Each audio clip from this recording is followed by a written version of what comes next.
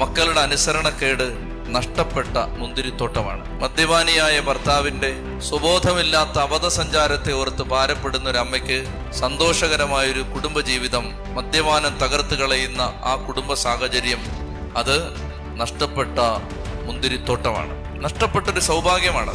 നമ്മുടെ ജീവിതത്തിൽ പ്രിയപ്പെട്ട മക്കളെ, കർത്താവ് ആലയത്തിലേക്ക് കൊണ്ടുവരുന്നത് നഷ്ടപ്പെട്ടത് തിരിച്ചു തരാനാണ്. നമ്മളിവിടെ ആയിരിക്കുന്ന ഓരോ കുടുംബത്തിന്റെ അവസ്ഥ എന്താണ്? അനേകം നഷ്ടപ്പെട്ട സാഹചര്യങ്ങൾ, നഷ്ടപ്പെട്ട അവസ്ഥകൾ, സന്തോഷം നമ്മുടെ ജീവിതത്തിലുണ്ട്. ഇത് തിരിച്ചു തരാൻ ലോകത്ത് ഒരൊറ്റ ആളേ ഉള്ളൂ. ആളുടെ പേര് യേശു ക്രിസ്തു എന്നാണ്. ഈശോയ്ക്ക് മാത്രമേ ഇപ്രകാരം നഷ്ടപ്പെട്ടത് തിരിച്ചു തരാൻ പറ്റും. നമ്മൾ പാപങ്ങൾ ഏറ്റുപറഞ്ഞ് കർത്താവ് നമ്മളെ വിശുദ്ധീകരിച്ച് കഴിയുമ്പോൾ നമുക്ക് വിടുതൽ ദൈവം തരും. ദൈവവചനം കേൾക്കുമ്പോൾ ലഭിക്കേണ്ടത് അനുതാപമാണ്. അനുതാപം. നമുക്ക് നമ്മുടെ കുറ്റങ്ങളെല്ലാം ദൈവത്തോട് ഏറ്റുപറയണം. മക്കളെ, പാപം ചെയ്യാത്ത ആരുമില്ല, ഒരുവൻ പോലുമില്ല, നീതിമാനായി ഒരാൾ പോലുമില്ല.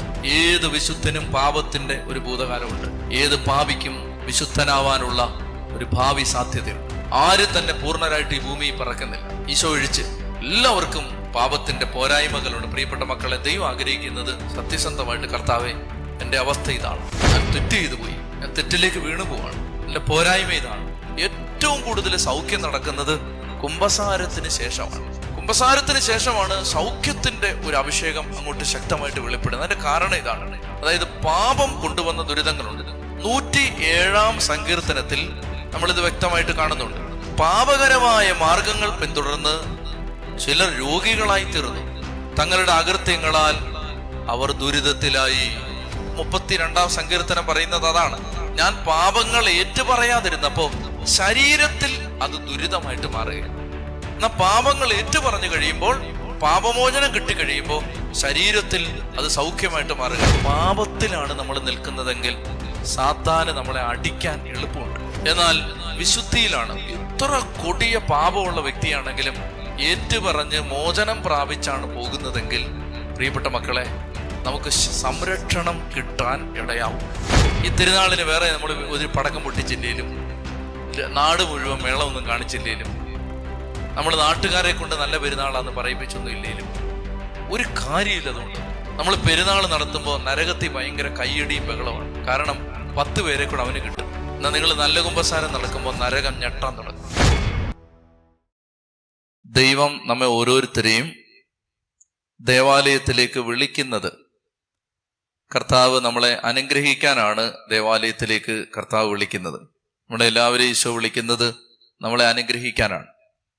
അപ്പൊ ഇത്രയും പേരെ കർത്താവ് ഇവിടേക്ക് വിളിച്ചു വരുത്തിയത് നമ്മൾ ഓരോരുത്തരെയും അനുഗ്രഹിക്കാനാണ്. അപ്പൊ ഈശോയുടെ ആ വിളി കേട്ട് നമ്മൾ വന്നിരിക്കുകയാണ്. കർത്താവ് പറയുന്നുണ്ടല്ലോ, എൻ്റെ പിതാവിനാൽ, ബാക്കി പറ, ആകർഷിക്കപ്പെടാതെ ആരും എൻ്റെ അടുക്കലേക്ക് വരില്ല. എൻ്റെ പിതാവിനാൽ ആകർഷിക്കപ്പെടാതെ ആരും എൻ്റെ അടുക്കലേക്ക് വരികയില്ല. അപ്പോൾ അതുകൊണ്ട് ഈ സന്ധ്യയിൽ ദൈവത്തിൻ്റെ വചനം കേൾക്കാൻ നമുക്കൊരു ദാഹം ദൈവം തന്നെങ്കിൽ അതിൻ്റെ അർത്ഥം നമ്മുടെ ഹൃദയത്തിൽ ആരാണ് നമ്മെ ആകർഷിച്ചത്? പിതാവായ ദൈവമാണ്. അപ്പോൾ പിതാവായ ദൈവം നമ്മെ ഓരോരുത്തരെയും ആകർഷിച്ചത് കൊണ്ടാണ് നമുക്കിവിടെ എത്താൻ പറ്റിയത്. അപ്പോൾ അതുകൊണ്ട് ദൈവം ഒരാളെയും വെറുതെ വിളിക്കില്ല, ചുമ്മാ വിളിക്കില്ല. ദൈവം വിളിക്കുന്നത് ദൈവത്തിന് ചില കാര്യങ്ങൾ ചെയ്യാനാണ്. അതായത് ദൈവത്തിന് ഒരാഗ്രഹമുണ്ട്. ദൈവത്തിൻ്റെ ആഗ്രഹം നമ്മളെല്ലാവരും ഐശ്വര്യം പ്രാപിക്കണം എന്നതാണ് ദൈവത്തിൻ്റെ ആഗ്രഹം. അതല്ലേ ദൈവം പറയുന്നത്? ജെറമ്യാ പ്രവചനത്തിൽ 29 അധ്യായത്തിൽ ദൈവം പറയുകയാണ്, എനിക്ക് നിന്നെക്കുറിച്ച് ഒരു പദ്ധതി ഉണ്ട്. അപ്പൊ ഇവിടെ ഇരിക്കുന്ന എല്ലാ ആളുകളും ഹൃദയത്തിൽ വിശ്വസിക്കണം, ദൈവത്തിന് നമ്മെക്കുറിച്ച് ഒരു പദ്ധതിയുണ്ട്, എല്ലാവരെ കുറിച്ചുമുണ്ട്. ഏത് ദാരിദ്ര്യത്തിന്റെ പാതാളക്കുഴിയിൽ കിടക്കുന്ന, ഏത് നശിച്ചു കിടക്കുന്ന, തകർന്നു കിടക്കുന്ന കുടുംബത്തെക്കുറിച്ചും സ്വർഗത്തിലെ ദൈവത്തിന് ഒരു പദ്ധതിയുണ്ട്. എന്നിട്ട് അവിടെ പറയുകയാണ്, അത് നിങ്ങളുടെ നാശത്തിനുള്ള പദ്ധതിയല്ല. അപ്പൊ ഇതൊക്കെ നമ്മൾ ഈ വചനങ്ങൾ കേട്ട് അറിഞ്ഞു പോയാൽ പോരാ, അതിന്റെ അർത്ഥം ഗ്രഹിക്കണം. എന്താ? ദൈവം, ഡാനിയേലച്ചൻ നശിച്ചു പോകാൻ ദൈവം ആഗ്രഹിക്കുന്നില്ല. എനിക്ക് ശുഭകരമായ ഭാവിയും പ്രത്യാശയും ഉണ്ടാകണമെന്നാണ് ദൈവത്തിന്റെ ആഗ്രഹം. ഇവിടെ എന്നെ കേട്ടുകൊണ്ടിരിക്കുന്ന എല്ലാ മക്കളുടെയും കുടുംബത്തിൽ നിങ്ങൾക്ക് ഐശ്വര്യവും പുരോഗതിയും സമാധാനവും എല്ലാ ഭൗതിക ആത്മീയ നന്മകളും ഉണ്ടാകണമെന്നാണ് നമ്മുടെ ദൈവത്തിന്റെ ആഗ്രഹം. നമ്മുടെ ദൈവം കുശുംബനായ ഒരു ദൈവമല്ല. മക്കൾ അഭിവൃദ്ധിപ്പെടുന്നത് കണ്ട് മനസ്സ് നുറുങ്ങുന്ന ഒരു ദൈവമല്ല നമുക്കുള്ളത്. ഞാൻ എപ്പോഴും എൻ്റെ പള്ളിയിലെ ആളുകളോട് ഇങ്ങനെ പറയും, നിങ്ങൾ ഒരിക്കലും ദൈവത്തോട് ചില കാര്യങ്ങൾ ചോദിക്കുമ്പോൾ ദൈവമേ അരമുറിയുള്ളൊരു വീട് തരണേ, ഒരു മുറിയുള്ളൊരു വീട് തരണേ എന്നൊന്നും ചോദിക്കരുത്. നിങ്ങൾ ചോദിക്കുമ്പോൾ കർത്താവെ 5-6 മുറിയുള്ള വലിയൊരു വീട് തരണേ എന്ന് ചോദിക്കണം. ഇപ്പം എൻ്റെ ഇടവക്കാരോട് ഞാൻ പറയുന്നതാണ്. അതിൻ്റെ കാരണം എന്താണെന്ന് വെച്ചാൽ, നമ്മുടെ അപ്പന് നമ്മൾ ദാരിദ്ര്യം പിടിച്ച് കിടക്കണമെന്നൊന്നും താല്പര്യമില്ല. നമ്മൾ ഗതികെട്ട് കിടക്കണമെന്ന് ആഗ്രഹിക്കുന്ന ഒരു അപ്പനല്ല നമുക്കുള്ളത്. തൻ്റെ മഹത്വത്തിൻ്റെ സമ്പന്നതയിൽ നിന്ന് യേശുക്രിസ്തു വഴി നമുക്ക് ആവശ്യമുള്ളതെല്ലാം തരാൻ ആഗ്രഹമുള്ള ഒരു ദൈവമാണ്. ആ ദൈവമല്ലേ പറഞ്ഞത്, അമർത്തി കുലുക്കി നിറച്ചളന്ന് നിന്റെ മടിയിൽ ഞാൻ ഇട്ടുതരും. അപ്പൊ അങ്ങനെ നമ്മുടെ ദൈവത്തിന് നമ്മൾ ആരും തന്നെ നശിച്ചു കിടക്കണമെന്ന് ആഗ്രഹമില്ല. എന്നാൽ നമ്മുടെ ജീവിതത്തിൽ പ്രയാസങ്ങളുണ്ട്. നമ്മുടെ ദൈവം നമ്മൾ ആരും തന്നെ തകർന്നു കിടക്കാൻ ആഗ്രഹിക്കുന്നില്ല എന്ന് പറയുമ്പോൾ തന്നെ യാഥാർത്ഥ്യം എന്താണ്? നമ്മുടെ ജീവിതത്തിൽ ഞെരുക്കമുണ്ട്, പ്രയാസമുണ്ട്, ദാരിദ്ര്യമുണ്ട്, രോഗമുണ്ട്. അപ്പൊ ഈ സന്ദർഭത്തിൽ ദൈവം തൻ്റെ മക്കളെ വളരെ ശ്രദ്ധിച്ചിരിക്കണം. ഞാൻ കുഞ്ഞു കാര്യമാണ് പറയുന്നത്, നിങ്ങൾക്ക് തോന്നും കുഞ്ഞു കാര്യമാണ് പറയുന്നത്, പക്ഷെ അതിനകത്ത് ആഴമായ ചില കാര്യങ്ങളുണ്ട്. അതുകൊണ്ട് ഇത് ഗ്രഹിക്കണം. വചനം വെറുതെ കേട്ടിട്ട് പോയാൽ പോരാ, ഗ്രഹിക്കണം, വളരെ ശ്രദ്ധിച്ചിരിക്കണം. അതായത് ഞാൻ പറഞ്ഞ ഇത്രയാണ്, ദൈവം നമ്മളെല്ലാം നന്നാവണമെന്ന് ആഗ്രഹിക്കുന്ന സ്നേഹവാനായ, സ്നേഹം നിറഞ്ഞൊരു ദൈവമാണ് നമുക്കുള്ളത്. ആ ദൈവത്തിന് നമ്മൾ ആരും നശിക്കരുതെന്ന് നിർബന്ധമുണ്ട്. എന്നാൽ നമ്മുടെ ജീവിതത്തിൽ ഇപ്പോൾ നമുക്ക് സങ്കടമുണ്ട്, പ്രയാസമുണ്ട്, രോഗമുണ്ട്, ദാരിദ്ര്യമുണ്ട്, തടസ്സമുണ്ട്, മുന്നോട്ട് പോകാൻ പറ്റാത്ത അവസ്ഥയാണ്. ഈ സാഹചര്യത്തിൽ ദൈവം നമ്മളെ ഒന്ന് ശരിയാക്കി തരാൻ നമ്മളെ വിളിക്കുന്ന സന്ദർഭങ്ങളാണ് ദൈവവചനം കേൾക്കാൻ ദൈവം വിളിക്കുന്ന സന്ദർഭങ്ങൾ. അതായത് എവിടെയാണോ നമ്മുടെ ജീവിതം തകർന്നു കിടക്കുന്നത് അതൊന്ന് ശരിയാക്കിയെടുക്കാൻ ദൈവം നമ്മളെ വിളിക്കുന്ന സന്ദർഭങ്ങളാണ് ദൈവത്തിന്റെ വചനം ദൈവം പങ്കുവെക്കുന്ന എല്ലാ സന്ദർഭങ്ങളും. ചെത്തി പറഞ്ഞേ ഹല്ലേലൂയാ, ചെത്തി പറഞ്ഞേ ഹല്ലേലൂയാ, ഹല്ലേലൂയാ. അതായത് നമ്മള് കർത്താവിന്റെ ആലയത്തിലേക്ക് ദൈവം നമ്മളെ വിളിക്കുന്നത്. അപ്പൊ അതിനെക്കുറിച്ചാണ് ഞാൻ പറയാൻ പോകുന്നത്. ഹോസിയ പ്രവചനത്തിൽ 2-ാമത്തെ അധ്യായത്തിൽ നമ്മൾ കാണുകയാണ് 14-ാമത്തെ വാക്യം. ഹോസിയ പ്രവചനം 2-ാം അധ്യായത്തിൽ 14 മുതലുള്ള വാക്യങ്ങൾ നിങ്ങൾ വായിക്കാമോ? ഞാൻ വായിച്ചോ? ഞാൻ അവളെ എന്ത് ചെയ്ത് വശീകരിച്ച് വിജനപ്രദേശത്തേക്ക് കൊണ്ടുവരും. അവളോട് ഞാൻ ഹൃദ്യമായി സംസാരിക്കും. അവിടെ വെച്ച് ഞാൻ അവൾക്ക് അവരുടെ മുന്തിരിത്തോട്ടങ്ങൾ നൽകും. വായിക്കേ. ആഖൂർ താഴ്വര പ്രത്യാശയുടെ കവാടമാക്കും. അവളുടെ യുവത്വത്തിൽ എന്ന പോലെ, ഈജിപ്തിൽ നിന്ന് അവൾ പുറത്തു വന്നപ്പോഴെന്ന പോലെ അവിടെ വെച്ച് അവൾ എൻ്റെ വിളി കേൾക്കും. കർത്താവ് അരുളി ചെയ്യുന്നു, അന്ന് നീ എന്നെ പ്രിയതമൻ എന്ന് വിളിക്കും. മതി. അപ്പോ ഇനി ശ്രദ്ധിച്ചിരിക്കുക, തുറന്നു വെച്ചിരിക്കുക, ശ്രദ്ധിക്കുക. അതായത് ഇവിടെ പറയുകയാണ്, ഹോസിയ പ്രവചനം 2-ാം അധ്യായം 14-ാം തിരുവചനത്തിൽ കർത്താവ് പറയുകയാണ്, ഞാൻ അവളെ വശീകരിച്ച് എവിടെ കൊണ്ടുവരും? ഒരു വിജനപ്രദേശത്തേക്ക് കൊണ്ടുവരും. ഞാൻ അവളെ വശീകരിച്ച് ഒരു വിജനപ്രദേശത്തേക്ക് കൊണ്ടുവരും. ഞാൻ എന്ന് പറഞ്ഞാൽ ദൈവം, അവളെ. അപ്പൊ അതാരപ്പ ഈ അവള്? ഞാൻ അവളെ വശീകരിച്ച്. അവൾ ആരാ? നമ്മൾ ഓരോരുത്തരുമാണ്. ദൈവം മണവാളനാണ്. ബൈബിളിന്റെ ഭാഷയിൽ ദൈവം മണവാളനാണ്, ആത്മാവ് മണവാട്ടിയാണ്. അപ്പോ ദൈവത്തിന്റെ മുമ്പിൽ ദൈവം മണവാളനാണ്, നമ്മൾ മണവാട്ടിമാരാണ്. അപ്പൊ അവളെ എന്ന് പറഞ്ഞാൽ മനുഷ്യാത്മാവിനെ. അപ്പൊ ദൈവം പറയുകയാണ്, ദൈവത്തിന്റെ പരിശുദ്ധാത്മാവ് മനുഷ്യാത്മാക്കളെ എന്ത് ചെയ്യും? വശീകരിച്ച് ഒരു വിജനപ്രദേശത്തേക്ക് കൊണ്ടുവരും. ശ്രദ്ധിച്ചിരുന്നേ, ദൈവാത്മാവ് മനുഷ്യാത്മാക്കളെ വശീകരിച്ച് ഒരു വിജനപ്രദേശത്തേക്ക് കൊണ്ടുവരും. വിജനപ്രദേശം എന്ന് പറഞ്ഞാൽ മറ്റ് അസ്വസ്ഥതകളൊന്നുമില്ലാത്ത ഒരു സ്ഥലം എന്ന് പറഞ്ഞാൽ, ഇപ്പൊ നിങ്ങളുടെ കയ്യിൽ മൊബൈൽ ഫോൺ ഉണ്ടെങ്കിലും ഇപ്പൊ നിങ്ങൾ ആരും ഫോൺ എടുക്കുന്നില്ല, ഫോണിൽ ആരും നോക്കുന്നില്ല. ചില ബിരുദന്മാരൊക്കെ സൂത്രത്തിൽ ഇടയ്ക്കിടയ്ക്ക് നോക്കുന്നുണ്ടായിരിക്കും, എന്നാലും പൊതുവെ ആളുകൾ നോക്കുന്നില്ല. ചിലർ മൊബൈൽ ഫോൺ സ്വിച്ച് ഓഫ് ആക്കി വെച്ചിരിക്കുകയാണ്. അപ്പോൾ പള്ളി സാധാരണഗതിയിൽ പോകുന്ന സമയത്ത് ഒന്നുകിൽ നമ്മുടെ കയ്യിൽ ഫോൺ ഉണ്ടെങ്കിൽ അത് സൈലന്റ് ആക്കി വെക്കും, അല്ലെ ബാഗിൽ വെക്കും, അല്ലെ വണ്ടിയിൽ വെക്കും, പിന്നെ അത് നമ്മൾ എടുക്കില്ല. എന്ന് പറഞ്ഞ പോലെ മറ്റ് അസ്വസ്ഥതകളൊന്നും ഇല്ലാത്തൊരു സ്ഥലമാണ് പള്ളി എന്ന് പറഞ്ഞാൽ. ഇവിടെ വേറെ ആരും ഇപ്പൊ പള്ളിയിലിരിക്കുന്ന സമയത്ത് എലിയാമേ കൊച്ചിനെ കെട്ടിച്ചു വിട്ടെടുത്ത് തന്നെ ഉണ്ടോടി വിശേഷം എന്ന് ചോദിക്കുന്നുണ്ടോ? ചോദിക്കണമെന്ന് ഈ അമ്മച്ചിക്ക് ഒത്തിരി ഉണ്ട്, എന്നാലും ചോദിക്കുന്നില്ല. കാരണം എന്താ, ചോദിക്കാൻ പാടില്ലല്ലോ എന്ന്. പിന്നെ ചില അമ്മച്ചിമാർക്ക് വെളിവില്ലാത്ത അമ്മച്ചിമാരുണ്ട്, അവരിതെല്ലാം പള്ളിയാണോ പിന്നെ ദേവാലയമാണ് അതൊന്നും ബോധമില്ലാതൊക്കെ ചോദിക്കാം. അത് ഇല്ല, ഇവിടെ അങ്ങനെ ആരും ഇല്ലെന്ന് എനിക്ക് തോന്നുന്നു. അവര് വന്നിട്ടില്ല അങ്ങനെ ചോദിക്കുന്നവർ. അവർക്ക് പറഞ്ഞേ ഹല്ലേലൂയാ, ചൊല്ലി പറഞ്ഞേ ഹല്ലേലൂയാ. അപ്പോ എന്ത് പറ്റിയെന്ന് വെച്ചാല്, ഈ ദേവാലയത്തിൽ നമുക്ക് മറ്റ് അസ്വസ്ഥതകളൊന്നും ഇല്ലല്ലോ. ആരും നമ്മളെ ഇടയ്ക്കിടയ്ക്ക് ശല്യപ്പെടുത്താനൊന്നും ഇല്ല, ഇടയ്ക്ക് ആരും നമ്മളെ വിളിച്ച് പുറത്തിറക്കാനൊന്നും ഇല്ല, ഇടയ്ക്ക് നമ്മൾ ചായ കുടിക്കാനൊന്നും പോകുന്നില്ല. അപ്പൊ ഇതിനെല്ലാം എക്സെപ്ഷൻ ഉണ്ടെങ്കിലും പൊതുവെ സാധാരണഗതിയിൽ ദേവാലയത്തിലേക്ക് നമ്മൾ വന്നിരിക്കുമ്പോൾ നമ്മെ സംബന്ധിച്ചിടത്തോളം നമുക്ക് മറ്റ് സമ്പർക്കങ്ങളൊന്നുമില്ല. അപ്പൊ അതിന്റെ പേരാണ് വിജനസ്ഥലം, മരുഭൂമിയിൽ കടകളൊന്നുമില്ല. അതുകൊണ്ടാണ് ഈശോ പറയുന്നത്, ഈ ജനത്തിന് നമ്മൾ എങ്ങനെ അപ്പം കൊടുക്കും? അവർ മരുഭൂമിയിലാണ്. മരുഭൂമിയിൽ നമുക്ക് വേറെ എന്റർടൈൻമെന്റ് ഉപാധികളൊന്നുമില്ല. അപ്പോൾ വിജനപ്രദേശം, വിൽഡർനെസ്, മരുഭൂമി, ഞാൻ അവളെ വശീകരിച്ച് എവിടെ കൊണ്ടുവരും?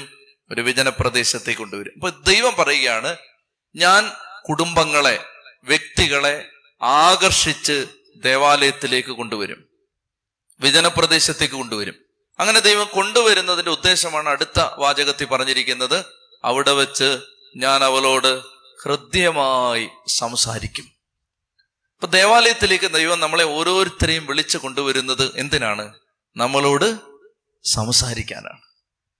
ദൈവം നമ്മളോട് ഹൃദ്യമായി, അവിടെ വെച്ച് ദൈവം നമ്മളോട് ഹൃദ്യമായി സംസാരിക്കും. എന്റെ പ്രിയപ്പെട്ട മക്കളെ, എല്ലാവരോടും ദൈവം സംസാരിക്കുന്നുണ്ട്. നമ്മൾ കേൾക്കാത്തതിന്റെ കാരണം നമ്മൾ ഒത്തിരി ബഹുസ്വരതകളുടെ, ഒരുപാട് ആരവങ്ങളുടെ നടുവിലാണ് നമ്മൾ. അതുകൊണ്ട് ദൈവം പറയുന്നത് നമ്മൾ കേൾക്കാത്തതാണ്. ഹൃദയത്തിൽ ദൈവം സംസാരിക്കുന്നുണ്ട്. ഇതുമാത്രം പ്രചോദനങ്ങളാണ് ദൈവം നമുക്ക് ഓരോ ദിവസവും തരുന്നത്. നമ്മളത് കേൾക്കാത്തത് കൊണ്ടാണ്. ഒരിക്കൽ നമ്മളതിനെ കേട്ടു തുടങ്ങിയാൽ പിന്നീട് അത് ഒരു രസമായിട്ട് മാറും. ദൈവം നയിക്കുന്ന അനുഭവം, ഓരോ കാര്യവും, നാളെ എന്ത് ചെയ്യണം, അടുത്ത ദിവസം എന്ത് ചെയ്യണം, അടുത്ത മാസം എന്ത് ചെയ്യണം, അടുത്ത വർഷം എന്താണ് പരിപാടി, ഇത് ദൈവം നമ്മുടെ ഹൃദയത്തിൽ സംസാരിച്ച് പറഞ്ഞു തരും. ചൊല്ലി പറഞ്ഞേ ഹല്ലേലൂയാ, ചൊല്ലി പറഞ്ഞേ ഹല്ലേലൂയാ. അപ്പോൾ കർത്താവ് പറയുകയാണ്, ഞാൻ അവളെ വശീകരിച്ച് ഒരു വിജനപ്രദേശത്തേക്ക് കൊണ്ടുവരും, അവിടെ വെച്ച് ഞാൻ അവളോട് ഹൃദ്യമായി സംസാരിക്കും. അങ്ങനെ ഹൃദ്യമായി ദൈവം സംസാരിക്കുന്നത് എന്തിനാണ്? ദൈവം നമ്മളോട് സംസാരിച്ചാൽ, ദൈവം നമ്മളോട് സംസാരിക്കുന്നതിനനുസരിച്ച് അടുത്ത വചനം എങ്ങനെയാണ്?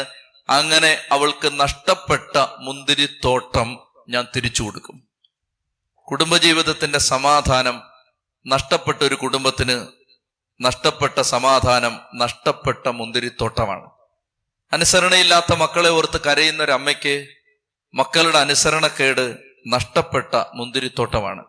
മദ്യപാനിയായ ഭർത്താവിന്റെ സുബോധമില്ലാത്ത അബദ്ധസഞ്ചാരത്തെ ഓർത്ത് ഭാരപ്പെടുന്ന ഒരു അമ്മയ്ക്ക് സന്തോഷകരമായൊരു കുടുംബജീവിതം, മദ്യപാനം തകർത്ത് കളയുന്ന ആ കുടുംബ സാഹചര്യം, അത് നഷ്ടപ്പെട്ട മുന്തിരിത്തോട്ടമാണ്, നഷ്ടപ്പെട്ടൊരു സൗഭാഗ്യമാണത്.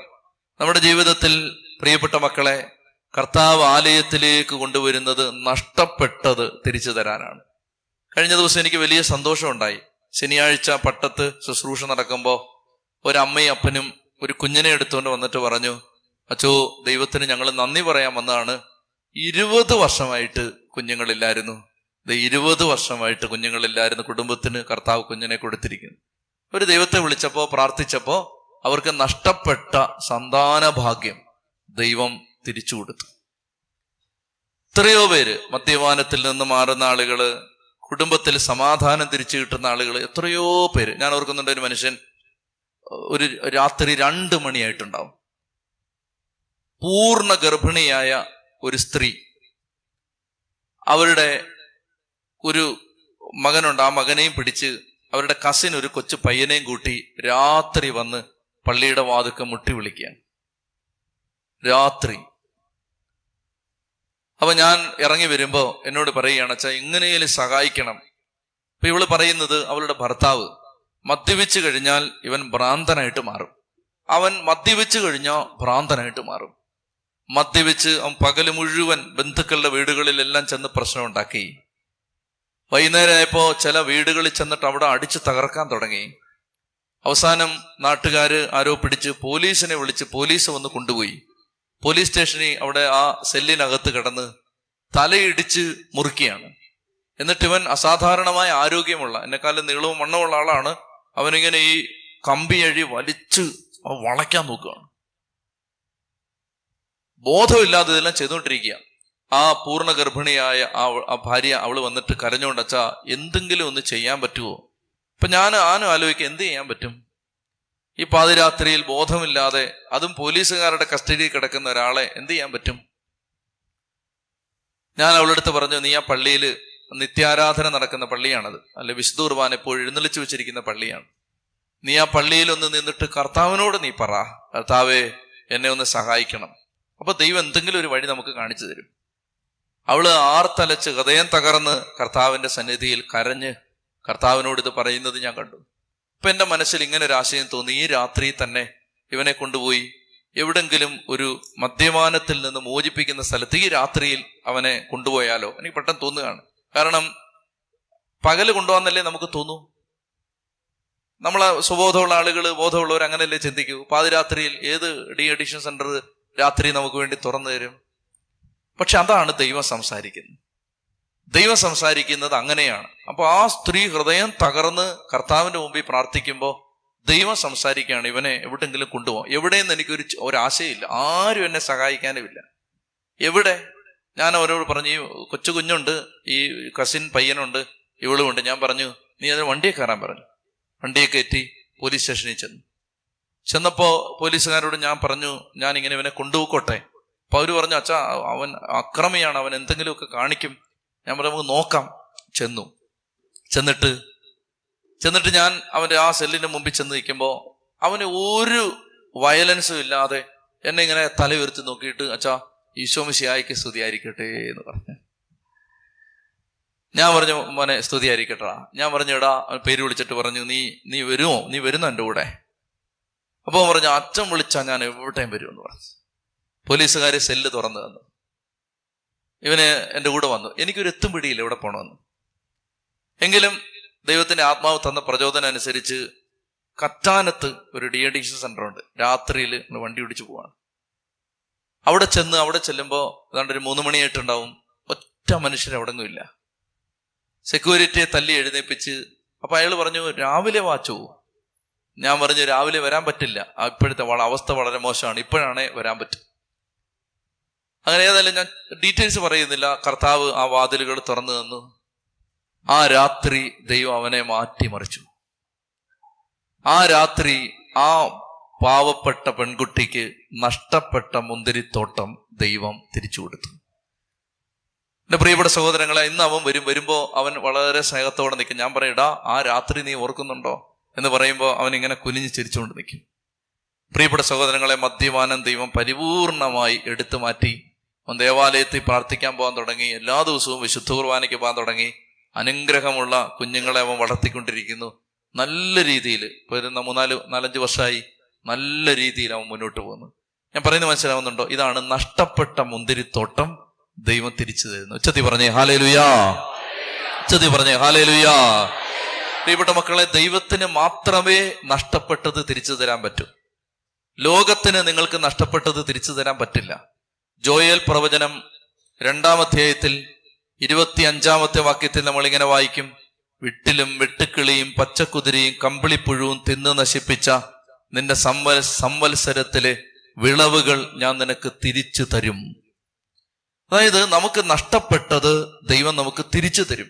ഇത് ദൈവത്തിന്റെ സ്വരം കേൾക്കുമ്പോൾ മാത്രമാണ് നഷ്ടപ്പെട്ടത് തിരിച്ചു കിട്ടുന്നത്. ചൊല്ലി പറഞ്ഞേ ഹല്ലേലൂയാ.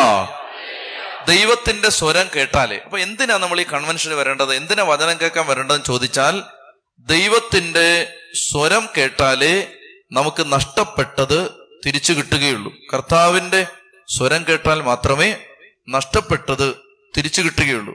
ഇത് എസെക്കിയേൽ പ്രവചനത്തിൽ കർത്താവ് പറയുന്നുണ്ട്. അപ്രകാരം നമ്മുടെ ജീവിതത്തിൽ നമുക്ക് നഷ്ടപ്പെട്ട വർഷങ്ങളും ജീവിതവും ദൈവം നമുക്ക് തിരിച്ചു തരും എന്ന് എസെക്കിയേൽ പ്രവാചകനിലൂടെ കർത്താവ് അരുളി ചെയ്യുന്നുണ്ട്. അതായത് ആളുകൾ വഴിയിലൂടെ നടന്നു പോകുന്ന സമയത്ത് ആളുകൾ ഒരിക്കൽ പറഞ്ഞു, ഇത് പാഴായി കിടക്കുന്ന ഒരു സ്ഥലമാണ്, പാഴായി കിടക്കുന്ന സ്ഥലമാണ്, ഇത് വിജനമാണ്, ഇത് നശിച്ചു കിടക്കുന്ന സ്ഥലമാണ് എന്നൊക്കെ ഒരു കാലത്ത് ആ വഴിയിലൂടെ നടന്നുപോയ ആളുകള് പറഞ്ഞ സ്ഥലങ്ങളെ ദൈവം ഏദൻ തോട്ടം പോലെ മനോഹരമാക്കുമെന്ന് എസെക്കിയേൽ പ്രവാചകൻ പ്രവചിക്കുന്നുണ്ട്. ഒരു കാലത്ത് ഒരിക്കലും രക്ഷപ്പെടുകയില്ല എന്ന് മനുഷ്യര് പറഞ്ഞിരുന്ന സ്ഥലങ്ങളെ, സാഹചര്യങ്ങളെ ദൈവം ഏദൻ തോട്ടം പോലെ ആക്കും എന്ന് എസെക്കിയേൽ പ്രവാചകനിലൂടെ 36 അധ്യായത്തിൽ കർത്താവ് പറയുന്നുണ്ട്.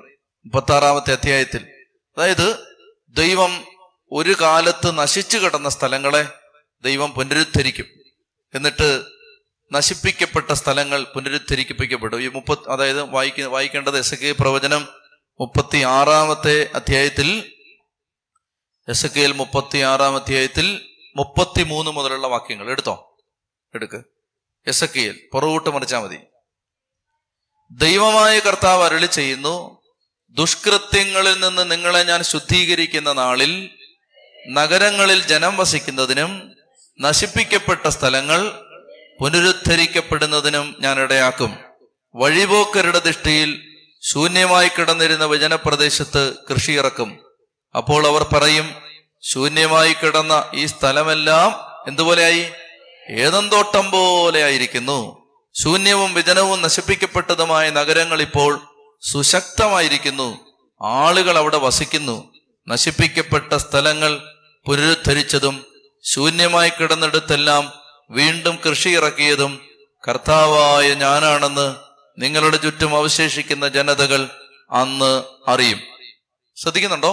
അതായത് പ്രിയപ്പെട്ട മക്കളെ, ഞാൻ പറഞ്ഞു വരുന്നത്, നമ്മൾ ഈ രാത്രിയിൽ ദൈവത്തിന്റെ വചനം കേൾക്കുമ്പോൾ, ദൈവത്തെ തേടുമ്പോൾ, കർത്താവിന്റെ സന്നിധിയിൽ ഇരിക്കുമ്പോൾ നഷ്ടപ്പെട്ടത് ദൈവത്തിന് തിരിച്ചു തരാൻ പറ്റും. ദൈവം നമുക്ക് നഷ്ടപ്പെട്ടത് തിരിച്ചു തരും. ഞാൻ ഈ രാത്രി നിങ്ങളോട് പറയുന്നത് വലിയ കാര്യങ്ങളല്ല പ്രിയപ്പെട്ട മക്കളെ, ഇത് ചെറിയ കാര്യമാണ്. പക്ഷെ ഇതിനകത്ത് ഒരുപാട് വലിയ കാര്യങ്ങളുണ്ട്. അതായത് നമ്മളിവിടെ ആയിരിക്കുന്ന ഓരോ കുടുംബത്തിന്റെ അവസ്ഥ എന്താണ്? അനേകം നഷ്ടപ്പെട്ട സാഹചര്യങ്ങൾ, നഷ്ടപ്പെട്ട അവസ്ഥകൾ, സന്തോഷം നമ്മുടെ ജീവിതത്തിലുണ്ട്. ഇത് തിരിച്ചു തരാൻ ലോകത്ത് ഒരൊറ്റ ആളേ ഉള്ളൂ. ആളുടെ പേര് യേശു ക്രിസ്തു എന്നാണ്. വേറെ ഒരാളെയും അച്ഛന് പരിചയമില്ല, നിങ്ങൾക്കും പരിചയമില്ല. ഈശോയ്ക്ക് മാത്രമേ തിരിച്ചു തരാൻ പറ്റൂ. ഈശോയ്ക്ക് മാത്രമേ ഇപ്രകാരം നഷ്ടപ്പെട്ടത് തിരിച്ചു തരാൻ പറ്റൂ. നമ്മളൊന്ന് പ്രാർത്ഥിക്കാൻ ഞാൻ ആമുഖം പറയുകയായിരുന്നു. അതായത് ദൈവത്തിന്റെ വചനം കേൾക്കാൻ അടുത്ത് വരുന്ന ഒരു സമൂഹത്തിന് ദൈവം നഷ്ടപ്പെട്ടത് തിരിച്ചു തരും. പ്രിയപ്പെട്ടവരെ, നമ്മൾ ഈ തിരുനാളിലേക്ക് പ്രവേശിക്കുമ്പോൾ ദൈവത്തിന്റെ ആത്മാവിന്റെ ഹൃദയത്തിൽ തരുന്ന ഒരു വചനം ജോഷുവയുടെ പുസ്തകം 3 അധ്യായം 5 വാക്യമാണ്. ജോഷുവയുടെ പുസ്തകം 3 അധ്യായം 5 വാക്യം. ജോഷുവ ജനത്തോട് പറഞ്ഞു, വായിച്ചോ: നിങ്ങളെ തന്നെ ശുദ്ധീകരിക്കുവിൻ, നാളെ നിങ്ങളുടെ ഇടയിൽ കർത്താവ് അത്ഭുതങ്ങൾ പ്രവർത്തിക്കും. നമുക്ക് ആ വചനം ഉച്ചത്തിൽ പറയാം. ജോഷുവ ജനത്തോട് പറഞ്ഞു, ഉച്ചത്തിൽ പറഞ്ഞേ: നിങ്ങളെ തന്നെ ശുദ്ധീകരിക്കുവിൻ, നാളെ നിങ്ങളുടെ ഇടയിൽ കർത്താവ് അത്ഭുതങ്ങൾ പ്രവർത്തിക്കും. ഒന്നുകൂടെ ഉച്ചത്തിൽ പറയാം. ജോഷുവ ജനത്തോട് പറഞ്ഞു,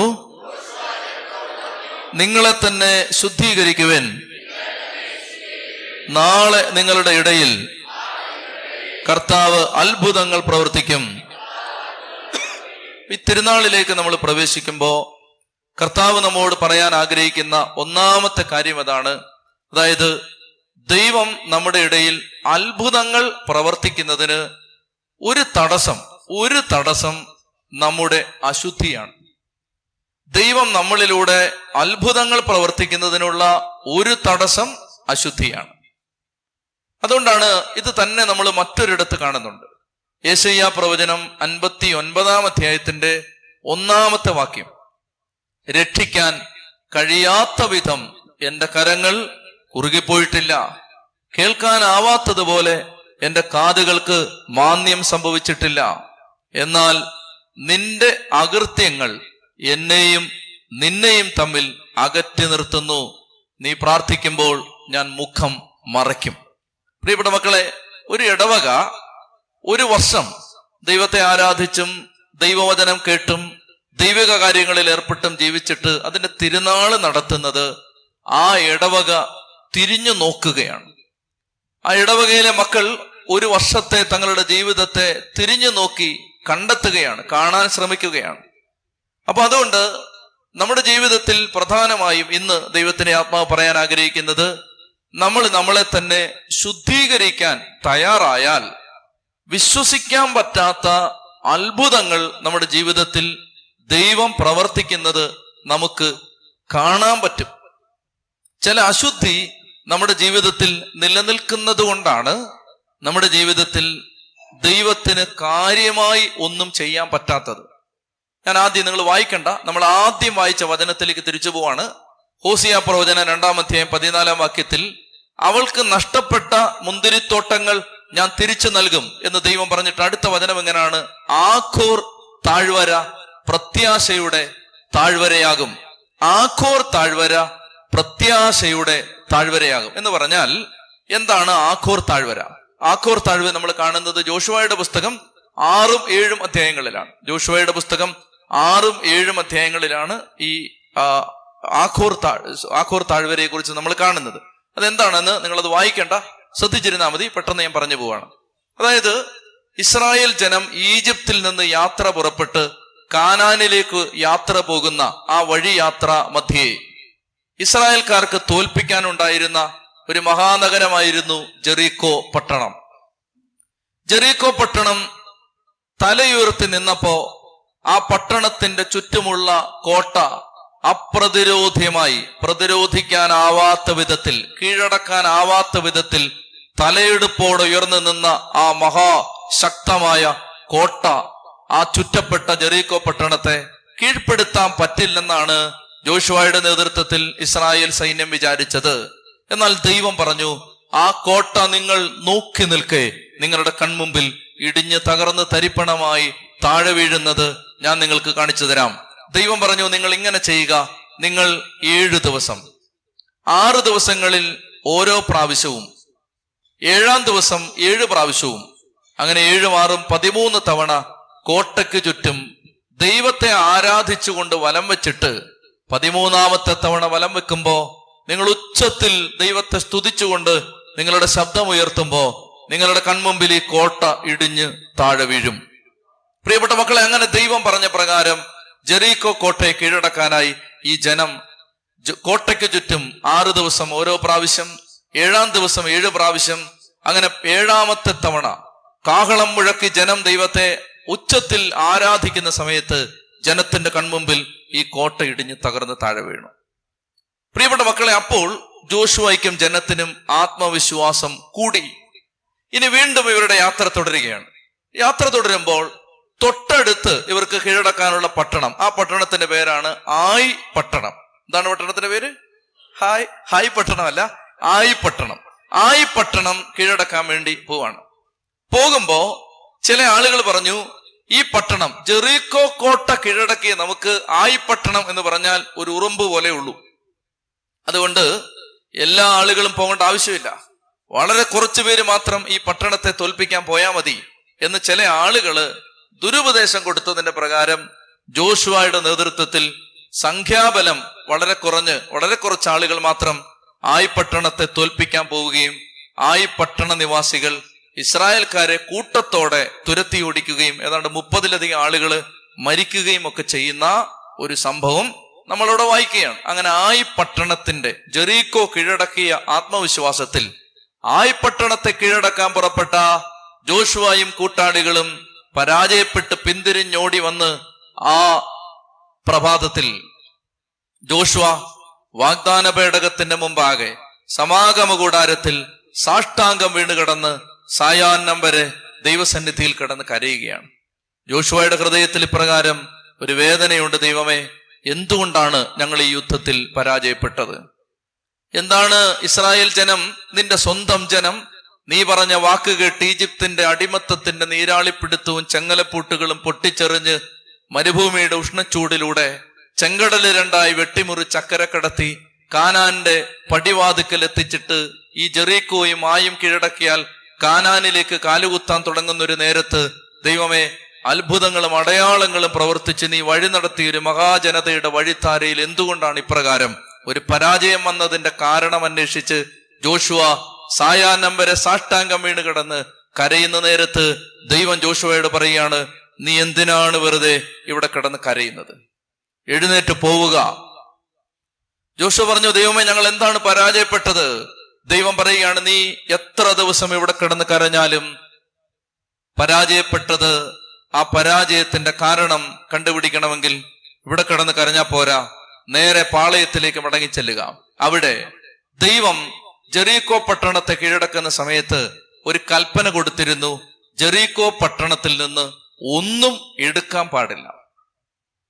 ജെറീക്കോ പട്ടണം ദൈവത്തെ മറുതലിച്ച് ജീവിച്ചിരുന്ന, അശുദ്ധിയിലും പാപത്തിലും മന്ത്രവാദത്തിലും ആഭിചാരത്തിലും ക്ഷുദ്രക്രിയകളിലും അഭിരമിച്ചിരുന്ന ഒരു ജനത്തിന്റെ മണ്ണിൽ നിന്ന് ഒന്നും എടുക്കരുതെന്ന് ദൈവം കൽപ്പിച്ചിരുന്നു. എന്നാൽ ഒരു മനുഷ്യൻ, അദ്ദേഹം പട്ടും സ്വർണവും പവിഴവും മുത്തും രത്നങ്ങളും സമ്പത്തുമൊക്കെ കണ്ട് കണ്ണു മഞ്ഞളിച്ചപ്പോ ആഖാൻ എന്നു പേരുള്ള ഒരു മനുഷ്യൻ ജെറീക്കോ പട്ടണത്തിൽ നിന്ന് ആരും കാണാതെ കുറെ വസ്തുക്കൾ എടുത്ത് അയാൾ താമസിച്ചിരുന്ന പാളയത്തിന്റെ ഭാഗത്ത് കൊണ്ടുവന്ന് മണ്ണിൽ കുഴിച്ചിട്ടിരുന്നു. ദൈവം പറയുകയാണ്, നിഷിദ്ധ വസ്തുക്കൾ, ദൈവം എടുക്കരുതെന്ന് പറഞ്ഞ വസ്തു നിന്റെ വീടിനകത്തിരിക്കുന്നത് കൊണ്ട്, നിന്റെ പാളയത്തിൽ ഇരിക്കുന്നത് കൊണ്ട് ആ പാളയത്തിൽ ദൈവ സാന്നിധ്യം ഇറങ്ങി വരുന്നില്ല. ദൈവത്തിന്റെ ശക്തി ആ കുടുംബത്തിലേക്ക് ഇറങ്ങി വരുന്നില്ല.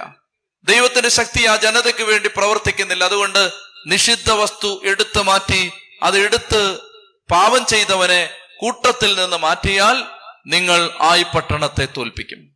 പ്രിയപ്പെട്ട മക്കളെ, അങ്ങനെ ജോഷുവ ഇസ്രായേൽ മക്കളെ 12 ഗോത്രങ്ങളായി വിളിച്ചുകൂട്ടി എല്ലാവരെയും നിരനിരയായി നിർത്തിയിട്ട് ജോഷുവ ചോദിച്ചു, ആരാണ് ദൈവത്തിന്റെ കൽപ്പന ലംഘിച്ചത്? തന്നെ കണ്ടുപിടിക്കുമെന്നുറപ്പായപ്പോ ആഖാൻ പേടിച്ചു വിറച്ച് ഭയചകിതനായി വിറയ്ക്കുന്ന കൈകാലുകളോടെ ജോഷുവയുടെ മുമ്പിൽ വന്നു നിന്ന് കരഞ്ഞുകൊണ്ട് പറഞ്ഞു, ഞാനാണ് അത് ചെയ്തത്. പഴയ നിയമത്തിലെ സംഭവമാണ്, പുതിയ നിയമത്തിന്റെ കണ്ണിലൂടെ അതിനെ വ്യാഖ്യാനിക്കരുത്. അത് ദൈവകോപം അവന്റെ മേൽ പതിക്കുന്നതിന് കാരണമായി. അങ്ങനെ ദൈവകോപം പതിച്ച ആഖാനെയും കുടുംബാംഗങ്ങളെയും ഇസ്രായേൽക്കാർ കൊണ്ടുപോയി കല്ലെറിഞ്ഞു കൊല്ലുന്ന താഴ്വരയുടെ പേരാണ് ആഖോർ താഴ്വര.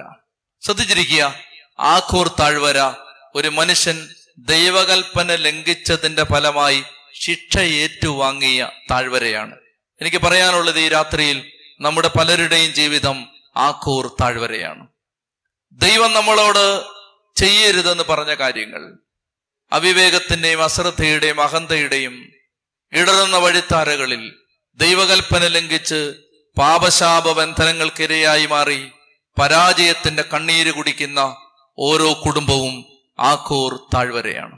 ഈ ആഖോർ താഴ്വര ദൈവം പറയുകയാണ്, ദൈവത്തിന്റെ മകനെ മകളെ, നിഷിദ്ധ വസ്തു എടുത്തു മാറ്റി കഴിയുമ്പോ, നീ വിജനപ്രദേശത്തേക്ക് ദൈവം വിളിക്കുന്ന പ്രകാരം വന്നു കഴിയുമ്പോ, ദൈവം നിന്നോട് സംസാരിച്ചു കഴിയുമ്പോ, നഷ്ടപ്പെട്ട മുന്തിരിത്തോട്ടങ്ങൾ തിരിച്ചു തരികയും ഈ ആഖോർ താഴ്വര ദൈവം പ്രത്യാശയുടെ കവാടമാക്കി മാറ്റുകയും ചെയ്യും. പ്രിയപ്പെട്ട മക്കളെ, അതായത് കർത്താവിലേക്ക് വചനം കേട്ട് മടങ്ങി വരുമ്പോൾ ദൈവം നമുക്ക് നഷ്ടപ്പെട്ട സൗഭാഗ്യത്തിന്റെ അല്ലെങ്കിൽ കണ്ണുനീരിന്റെ ആഖോർ താഴ്വരയെ പ്രത്യാശയുടെ കവാടമാക്കും. ഉച്ചത്തി പറഞ്ഞേ ഹല്ലേലൂയാ. അതുകൊണ്ട് വിലാപങ്ങളുടെ പുസ്തകം 3-ാം അധ്യായത്തിന്റെ 40-ാം തിരുവചന പ്രകാരം പറയുന്നു, വിലാപങ്ങൾ 3:40, നമുക്ക് നമ്മുടെ വഴികൾ സൂക്ഷ്മമായി പരിശോധിക്കുകയും കർത്താവിലേക്ക് തിരിയുകയും ചെയ്യാം. ദൈവം പറയാണ്, നമുക്ക് നമ്മുടെ വഴികൾ സൂക്ഷ്മമായി പരിശോധിക്കുകയും സ്വർഗസ്ഥനായ ദൈവത്തിലേക്ക് നമുക്ക് തിരിഞ്ഞു വരികയും ചെയ്യാം. വിലാപങ്ങളുടെ പുസ്തകം 5-ാം അധ്യായം 21-ാം തിരുവചനം, കർത്താവേ, ഞങ്ങൾ മടങ്ങി വരേണ്ടതിന് ഞങ്ങളെ അങ്ങയിലേക്ക് തിരിക്കണമേ, ഞങ്ങളുടെ ദിനങ്ങളെ പണ്ടത്തേതുപോലെ ആക്കണമേ. കർത്താവേ, ഞങ്ങൾ മടങ്ങി വരേണ്ടതിന് ഞങ്ങളുടെ ഹൃദയത്തെ അവിടുന്ന് തിരിക്കണമേ. വീണ്ടും ബാറൂക്കിന്റെ പുസ്തകത്തിൽ ദൈവം പറയുകയാണ്, ബാറൂക്കിന്റെ പുസ്തകം 4-ാം അധ്യായം 28-ാം തിരുവചനം, ബാറൂക്കിന്റെ പുസ്തകം 4-ാം അധ്യായം 28-ാം തിരുവചനം, ദൈവത്തിൽ നിന്ന് അകലാൻ കാണിച്ചതിന്റെ 10 ഇരട്ടി തീഷ്ണതയോടെ തിരിച്ചു വന്ന് അവിടുത്തെ തേടുവിൻ, നിങ്ങളുടെ മേൽ ഈ അനർത്ഥങ്ങൾ വരുത്തിയവൻ തന്നെ നിങ്ങൾക്ക് രക്ഷയും നിത്യമായ ആനന്ദവും തരും. ഞാൻ ഈ വചനങ്ങൾ ചുരുക്കി പറഞ്ഞാൽ, പ്രിയപ്പെട്ട മക്കളെ, ഈ തിരുനാൾ ആഘോഷത്തിൽ ആരംഭ ദിവസം അല്ലെങ്കിൽ ഈ വചന ശുശ്രൂഷയുടെ ആരംഭ ദിവസം ദൈവം നമ്മോട് ആവശ്യപ്പെടുന്നത്, നമ്മുടെ ദിനങ്ങളെ പണ്ടത്തേതുപോലെ ആക്കേണ്ടതിന് നീ ഞങ്ങളുടെ ഹൃദയങ്ങളെ നിന്നിലേക്ക് തിരിച്ചു വിളിക്കണമേ. ഈ രാത്രിയിൽ പരിശുദ്ധാത്മാവ് എന്നെയും നിങ്ങളെയും ദൈവത്തിന്റെ സ്നേഹഹൃദയത്തിലേക്ക് തിരിച്ചു വിളിക്കുകയാണ്. ദൈവം പറയുകയാണ്, മക്കളെ മടങ്ങി വരാൻ ദൈവം ഹൃദയത്തിൽ തട്ടി ഓരോ മകനെയും മകളെയും, പ്രിയപ്പെട്ട മക്കളെ, ദൈവം തിരിച്ചു വിളിക്കുകയാണ്. കർത്താവ് പറയും ജെറമിയ പ്രവചനത്തിൽ, കൈച്ചൂണ്ടികളും വഴികാട്ടികളും സ്ഥാപിച്ച് കടന്നുപോയ വഴികൾ മനസ്സിലുറപ്പിച്ച് ഇസ്രായേൽ കന്യകയെ നീ മടങ്ങി വരിക എന്ന് ദൈവം തന്റെ ജനത്തോട് പറയുകയാണ്. ഉച്ചത്തി പറഞ്ഞേ ഹല്ലേലൂയാ, ഉച്ചത്തി പറഞ്ഞേ ഹല്ലേലൂയാ.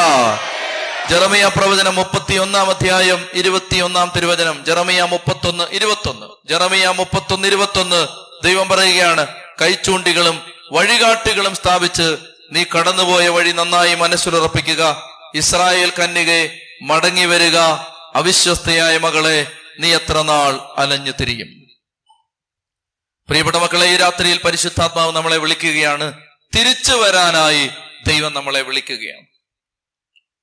ദൈവം തിരിച്ചു വരാനായി വിളിക്കുമ്പോ, കർത്താവിന്റെ സ്വരം കേട്ട് നമ്മൾ മടങ്ങി വരുമ്പോ നമ്മൾ ചെയ്യേണ്ട ഒരു കാര്യത്തെക്കുറിച്ചാണ് തുടർന്ന് ഈ രാത്രി ഞാൻ നിങ്ങളോട് പങ്കുവെക്കാൻ ആഗ്രഹിക്കുന്നത്.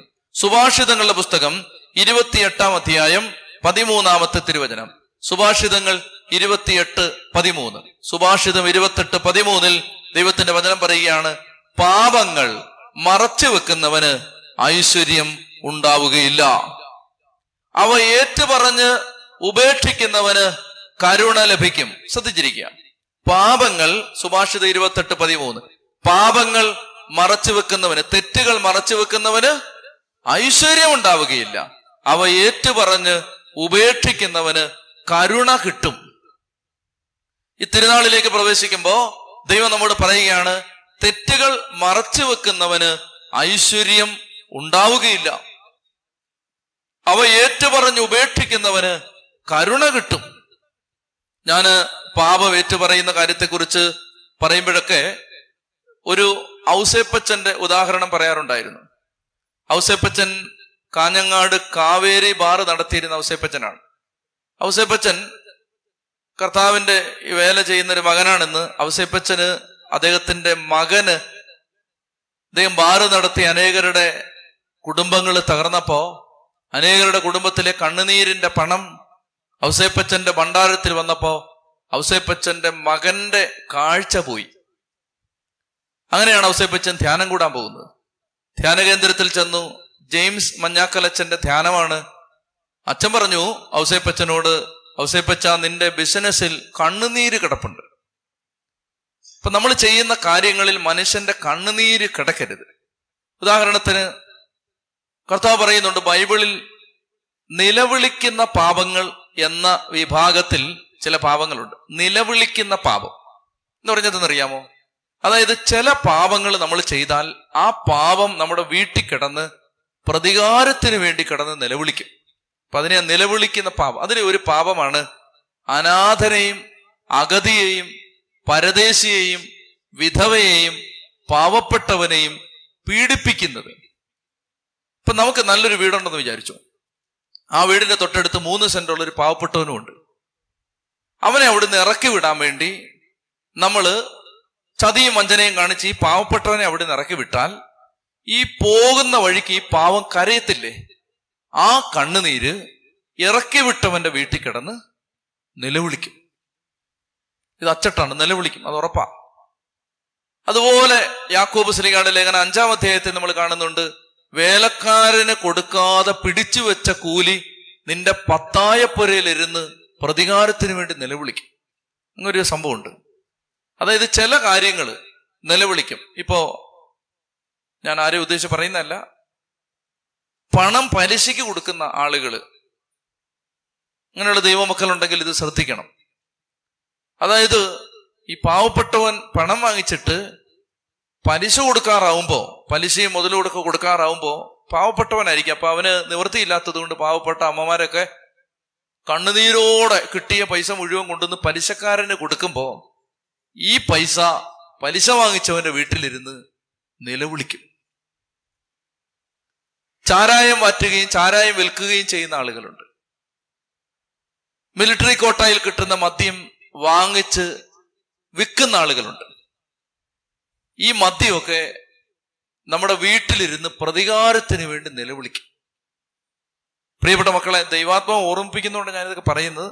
അപ്പൊ ആരെങ്കിലും ഉണ്ടെങ്കിൽ അവരിത് ഗ്രഹിക്കാനും കൂടിയാ പറയുന്നത്. പ്രിയപ്പെട്ട മക്കളെ, അങ്ങനെ ഔസേപ്പച്ചന്റെ വീട്ടിലിരുന്ന് ഈ ബാറ് നടത്തി ഉണ്ടാക്കിയ കാശ് പ്രതികാരത്തിന് വേണ്ടി നിലവിളിക്കുകയാണ്. അങ്ങനെയാണ് ഔസേപ്പച്ചന്റെ മകന്റെ കാഴ്ച പോയി.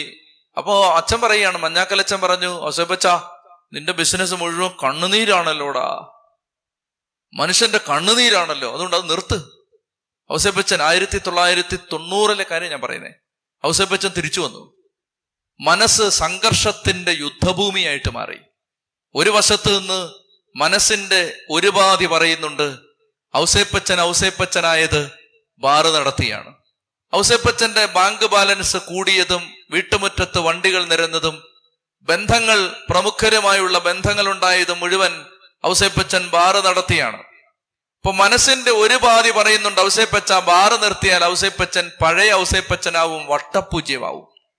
മറുപാതി പറയുന്നുണ്ട്, ബാറിൽ അനേകം മക്കള് വന്ന് മദ്യവെച്ച് അവരുടെ കുടുംബത്തിൽ വീണ കണ്ണുനീര് ഔസേപ്പച്ച നിന്റെ മക്കൾക്കും തലമുറയ്ക്കും എതിരെ കടന്ന് നിലവിളിക്കുന്നുണ്ട്. അപ്പൊ ഔസേപ്പച്ചൻ ഈ സംഘർഷത്തിൽ കർത്താവിന്റെ പക്ഷത്ത് തീരുമാനമെടുത്തു. 1990 ഡിസംബറിൽ കാഞ്ഞങ്ങാട്ടെ കാവേരി ബാറ് എന്നേക്കുമായി ഔസേപ്പച്ചൻ അടച്ചുപൂട്ടി. പിറ്റേ ആഴ്ചകളിൽ ഔസേപ്പച്ചന്റെ മകന്റെ കാഴ്ച തിരിച്ചു കിട്ടി. ഈ ഔസേപ്പച്ചനെ പാലാ താബോർ ധ്യാന കേന്ദ്രത്തിൽ ഞങ്ങളൊരു ധ്യാനം നടത്തുമ്പോൾ ഔസേപ്പച്ചൻ ധ്യാനം കൂടാൻ ആളുകളുടെ കൂട്ടത്തിൽ ഇരിപ്പുണ്ട്. ഔസേപ്പച്ചൻ വന്നിട്ടുണ്ടെന്നറിഞ്ഞ് ഔസേപ്പച്ചനെ എഴുന്നേറ്റ് നിപ്പിച്ച് നിർത്തി ആളുകൾക്ക് പരിചയപ്പെടുത്തി കൊടുത്തു. എന്നിട്ട് ഇന്റർവെല്ലിന്റെ സമയത്ത് ഈ മനുഷ്യൻ വന്നിട്ട് എന്നോട് പറഞ്ഞു, അച്ഛൻ കുമ്പസാരത്തിന് ക്ലാസ് എടുക്കുമ്പോൾ എന്റെ സംഭവം പറയുന്നത് വാട്സാപ്പിൽ എനിക്ക് ആളുകൾ അയച്ചു തന്നു. അത് കണ്ടപ്പോ ഇപ്പൊ അച്ഛനോട് ഒരു കാര്യം കൂടി എനിക്ക് പറയണമെന്ന് തോന്നി, ഇതും അച്ഛൻ പറയണം. ഔസേപ്പച്ചൻ എന്ന് പറയുന്ന കേരളത്തിലെ ശുശ്രൂഷകൻ എന്നോട് പറഞ്ഞ അടുത്ത ഉദാഹരണം അതെന്റെ കണ്ണ് വല്ലാതെ തുറപ്പിച്ചു. പ്രിയപ്പെട്ട മക്കളെ, അദ്ദേഹം പറയുകയാണ്, ഔസേപ്പച്ചൻ മാനസാന്തരപ്പെട്ടു. ശ്രദ്ധിക്കണം, മാനസാന്തരപ്പെട്ടു, ദൈവവീഴിലേക്ക് തിരിഞ്ഞു, കാഞ്ഞങ്ങാട്ടെ കാവേരി ബാർ അടച്ചുമൂട്ടി. പക്ഷെ ഏതാനും നാളുകൾക്ക് മുമ്പ് ഔസേപ്പച്ചന് കണ്ണിന്റെ കാഴ്ച പോകാൻ തുടങ്ങി. അപ്പൊ ആ സമയത്താണ് കാഴ്ച കുറഞ്ഞു വരികയാണ്. ആ സമയത്ത് ഒത്തിരി ആശുപത്രി പോയിട്ടും ഇതിനൊരു ഭേദഗതി ഇല്ലാതെ വിഷമിച്ചിരിക്കുമ്പോഴാണ് ഔസേപ്പച്ചന് വാട്സപ്പിലൂടെ ഞാൻ പറയുന്ന ഈ ഔസേപ്പച്ചന്റെ കാര്യം പറയുന്ന ഭാഗം ആരോ കട്ട് ചെയ്ത് അയച്ചു കൊടുത്തത്. ഇത് കേട്ടപ്പോ പരിശുദ്ധാത്മാവ് ഔസേപ്പച്ചന് വേറൊരു കാര്യം ഓർമ്മിപ്പിച്ചു കൊടുത്തു. അതായത് ഔസേപ്പച്ചൻ ബാറ് നടത്തിയിരുന്ന കാലത്ത് അതിനകത്ത് ഔസേപ്പച്ചൻ കള്ളച്ചാരായം വിറ്റിരുന്നു. കള്ളച്ചാരായം വിറ്റതിനകത്ത് സ്പിരിറ്റ് എന്തൊക്കെയോ ഒരു പ്രത്യേക രീതിയിൽ കലർത്തി അത് വിഷമായിട്ട് മാറി. ഔസേപ്പച്ചന്റെ ചാരായ ഷാപ്പിൽ നിന്ന് മദ്യം കുടിച്ച് ഏതാനും ആളുകളുടെ കാഴ്ച പോയിട്ടുണ്ട്. ഔസേപ്പച്ചൻ ഇതുവരെയും അത് കുമ്പസാരിച്ചിട്ടില്ല.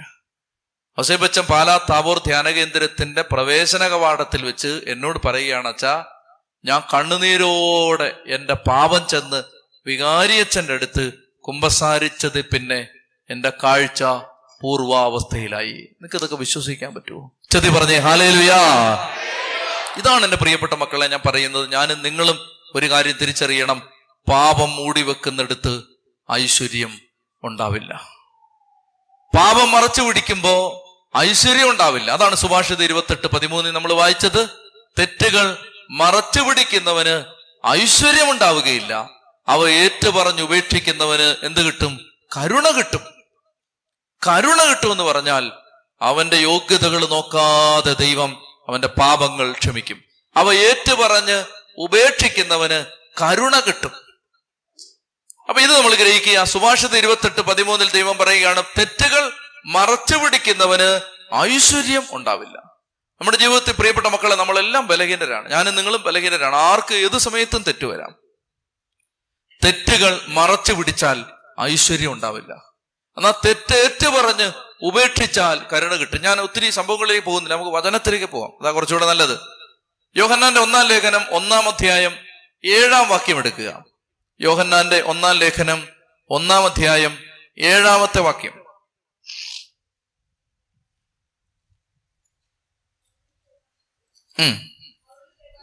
അവിടുന്ന് പ്രകാശത്തിലായിരിക്കുന്നത് പോലെ നമ്മളും പ്രകാശത്തിൽ സഞ്ചരിച്ചാൽ നമുക്ക് പരസ്പരം കൂട്ടായ്മയുണ്ടാകും. അവിടുത്തെ പുത്രനായ യേശുവിന്റെ രക്തം എല്ലാ പാപങ്ങളിൽ നിന്നും നമ്മെ ശുദ്ധീകരിക്കും. പ്രിയപ്പെട്ട മക്കളെ, ജീവിതത്തിൽ നമുക്ക് വന്നുപോയ എല്ലാ പാപങ്ങളിൽ നിന്നും യേശുവിന്റെ രക്തം നമ്മളെ ശുദ്ധീകരിക്കും. അതായത് കുറച്ച് പാപങ്ങളിൽ നിന്ന് മാത്രമല്ല. ഒരു സഹോദരൻ, അതായത് കൂടെ എന്നെ കാണുമ്പോ ഒരു സഹോദരൻ ഇങ്ങനെ എന്നോട് പറയും, അച്ഛാ, എന്റെ തെറ്റുകൊണ്ടാണോ എന്റെ മകൻ മരിച്ചത് എന്നെനിക്ക് ആകുലതയുണ്ട്. എന്ന് പറഞ്ഞാൽ ആ മനുഷ്യൻ നല്ല കുമ്പസാരം നടത്തി വിശുദ്ധ ജീവിതം നയിക്കുന്ന ആളാണിപ്പോ. എനിക്കൊരു കാര്യം നല്ല ഉറപ്പുണ്ട്, ഇദ്ദേഹത്തിന്റെ തെറ്റുകൊണ്ടൊന്നുമല്ല അദ്ദേഹത്തിന്റെ മകൻ മരിച്ചത്. അത് തമ്മിൽ ഒരു കണക്ഷനും ഇല്ല. പക്ഷേ ഇപ്പോഴും അദ്ദേഹത്തിന്റെ ഹൃദയത്തിൽ ഈ വേദനയാണ്. എന്റെ പാവം ദൈവം ക്ഷമിച്ചോ? എന്റെ കുടുംബത്തിൽ ദുരന്തം വരുന്നത് അതുകൊണ്ടാണോ? പ്രിയപ്പെട്ട മക്കളെ, ഒരു കാര്യം നിങ്ങൾ തിരിച്ചറിയണം, കർത്താവിന്റെ സന്നിധിയിൽ ഏറ്റുപറഞ്ഞ സകല പാപങ്ങളും കർത്താവ് ക്ഷമിക്കും. സകല പാപവും, അതായത് കുറച്ച് പാപമെന്ന് മാത്രമല്ല. അപ്പൊ ഇവിടെ പറഞ്ഞിരിക്കുകയാണ്, അവിടുത്തെ പുത്രനായ യേശുക്രിസ്തുവിന്റെ രക്തം, വായിച്ചേ, എല്ലാ പാപങ്ങളിൽ നിന്നും നമ്മെ ശുദ്ധീകരിക്കും. എന്നിട്ട് നമുക്ക് പാപമില്ലെന്ന് പറഞ്ഞാൽ അത് ആത്മവഞ്ചനയാവും. അപ്പൊ ഇതാണ് നമ്മുടെ പ്രശ്നം. നമ്മുടെ പ്രശ്നം, നമ്മളിൽ പലരും പറയുന്നത് നമുക്ക് പാപം ഒന്നും ഇല്ലെന്നാണ്. കുമ്പസാര കൂട്ടിയിരിക്കുമ്പോൾ പലപ്പോഴും ഞാൻ കേട്ടിട്ടുണ്ട്, അച്ഛാ, ഞങ്ങളൊക്കെ എന്നാ ചെയ്യാനാ എന്ന് നമുക്ക് ചേച്ചിക്കല്ലേ അറിയൂ, നമുക്കറിയാവോ. ഞങ്ങളൊക്കെ ഇപ്പൊ എന്നാ ചെയ്യാനാ? അത് പ്രത്യേകിച്ച് പറയാൻ പാപമൊന്നുമില്ല. പ്രിയപ്പെട്ട മക്കളെ, അതിന്റെ കാരണം വേണ്ടത്ര അനുതാപമോ ആത്മശോധനയോ ഇല്ലാത്തതാണ് അതിന്റെ കാരണം. പാപം ഇല്ലാഞ്ഞിട്ടല്ല. വചനം പറയാണ്, നമുക്ക് പാപമില്ലെന്ന് ആരെങ്കിലും പറഞ്ഞാൽ അത് ആത്മവഞ്ചനയാകും. പാദ്രെ പിയോ പുണ്യാളൻ ഈ കഴിഞ്ഞ നൂറ്റാണ്ടിലെ ഏറ്റവും വലിയ വിശുദ്ധനാണ്. കത്തോലിക്ക സഭയിലെ ഏറ്റവും ടോപ്പ് വിശുദ്ധരിൽ ഒരാളാണ് അദ്ദേഹം. ഒരു ദിവസം 12 തവണ കുമ്പസാരിച്ച ദിവസങ്ങളുണ്ട്. പാദ്രെ പിയോ പുണ്യാളന് പാപബോധമുണ്ട്. ഫ്രാൻസിസ് അസീസി മരിക്കാൻ തുടങ്ങുമ്പോഴും ദൈവമേ ഞാൻ മഹാഭാവിയാണ് എന്ന് പറഞ്ഞ കരയുന്നത്. ഫ്രാൻസിസ് മാർപ്പാപ്പ നോമ്പുകാലത്ത് കുമ്പസാരിപ്പിക്കാൻ പോയ സമയത്ത് ഒരച്ഛനെ കണ്ടിട്ട് അവിടെ മുട്ടുകുത്തി കുമ്പസാരിക്കുന്നതിന്റെ വീഡിയോ നിങ്ങൾ കണ്ടിട്ടുണ്ടാവും. എല്ലാ വെള്ളിയാഴ്ചയും ജോൺ പോൾ മാർപ്പാപ്പ കുമ്പസാരിക്കുമായിരുന്നു. ഇവർക്ക് വലിയ വിശുദ്ധരാണ്. പക്ഷേ അവർക്ക് അവരുടെ ഹൃദയത്തിൽ അറിയാം, ദൈവത്തോട് തുലനം ചെയ്യുമ്പോൾ, ദൈവത്തിന്റെ പ്രകാശത്തിൽ നിൽക്കുമ്പോൾ നമുക്ക് ഒത്തിരി പാപമുണ്ട്. പ്രിയപ്പെട്ട മക്കളെ, ഇന്ന് ഈ കാലഘട്ടത്തിൽ എനിക്കും നിങ്ങൾക്കും പറ്റുന്ന വലിയൊരു അപകടം, നമുക്ക് പാപമില്ല എന്നൊരു വിചാരം നമ്മുടെ ഹൃദയത്തിൽ സാത്താൻ കുത്തിവെച്ചിട്ടുണ്ട്. ഇപ്പൊ യോഹന്നാൻ ശ്ലീഹ പറയുകയാണ്, നമുക്ക് പാപമില്ലെന്ന് ആരെങ്കിലും പറഞ്ഞാൽ അത് ആത്മവഞ്ചനയാകും. എന്നാൽ അടുത്ത് വായിക്കേ, അപ്പോൾ നമ്മളിൽ സത്യമില്ലെന്ന് വരും, എന്നാൽ നാം പാപങ്ങൾ, എന്നോട് വായിച്ചേ, നാം പാപങ്ങൾ ഏറ്റുപറയുമെങ്കിൽ. സുഭാഷിതം 28:13 നമ്മൾ എന്താ പറഞ്ഞത്? പാപം മറച്ചു വെക്കുന്നവൻ ഐശ്വര്യം ഉണ്ടാവില്ല, അവ ഏറ്റുപറഞ്ഞ് ഉപേക്ഷിക്കുന്നു. ഇതിനെക്കുറിച്ച് ഞാൻ പറയുന്നത്. അതായത് പാപം ഏറ്റുപറഞ്ഞാൽ കർത്താവ് പറയാണ്, എല്ലാ പാപങ്ങളും ദൈവം ക്ഷമിക്കുകയും എല്ലാ അനീതികളിൽ നിന്നും നമ്മെ ശുദ്ധീകരിക്കുകയും ചെയ്യും. അപ്പോ ഇങ്ങോട്ട് നോക്കിയേ, അതായത് ദൈവം പറയുകയാണ് നമുക്ക് പാപമില്ല. അപ്പൊ ഇവിടെ ഇരിക്കുന്ന ഒരു ചേട്ടൻ വിചാരിക്കുകയാണ്, എനിക്കെന്ത് പാപം? അത് ആ ചേട്ടനെ കണ്ടെത്തിയിട്ടില്ലാത്തത് കൊണ്ടാണ്. ആ ചേട്ടന്റെ ജീവിതത്തെ വിലയിരുത്താത്തത് കൊണ്ടാണ്. എനിക്കറിയാം, വർഷങ്ങൾ കുമ്പസാരക്കൂട്ടിൽ നിന്ന് മാറി നിന്ന് കുമ്പസാരിക്കാൻ വരുന്നവരും 3-4 പാപമേ അവരുടെ ജീവിതത്തിൽ സംഭവിച്ചിട്ടുള്ളൂ എന്ന് ഏറ്റു പറയുമ്പോൾ അത് അവരുടെ കുറ്റമല്ല, അവർ സ്വയം കണ്ടെത്താത്തതാണ്. നമ്മൾ ഒരു ദിവസം നമ്മളൊന്ന് ശരിക്കും കണ്ടെത്തിയ, എനിക്ക് എൻ്റെ കാര്യം ഞാൻ പറഞ്ഞാൽ, കുമ്പസാരിക്കുന്ന സമയത്ത് എന്തോരം പാപങ്ങളാണ് പറയാനുള്ളത്, എന്തുമാത്രം പാപം. 2-3 പാപം പറയുന്ന ഒറ്റ കുമ്പസാരം പോലും എൻ്റെ ജീവിതത്തിൽ ഇല്ല. മഹാഭാവി ആയതുകൊണ്ടാണ്. അതായത് എന്തോരം കാര്യങ്ങളാണ് നമുക്ക് ഏറ്റുപറയാനുള്ളത്.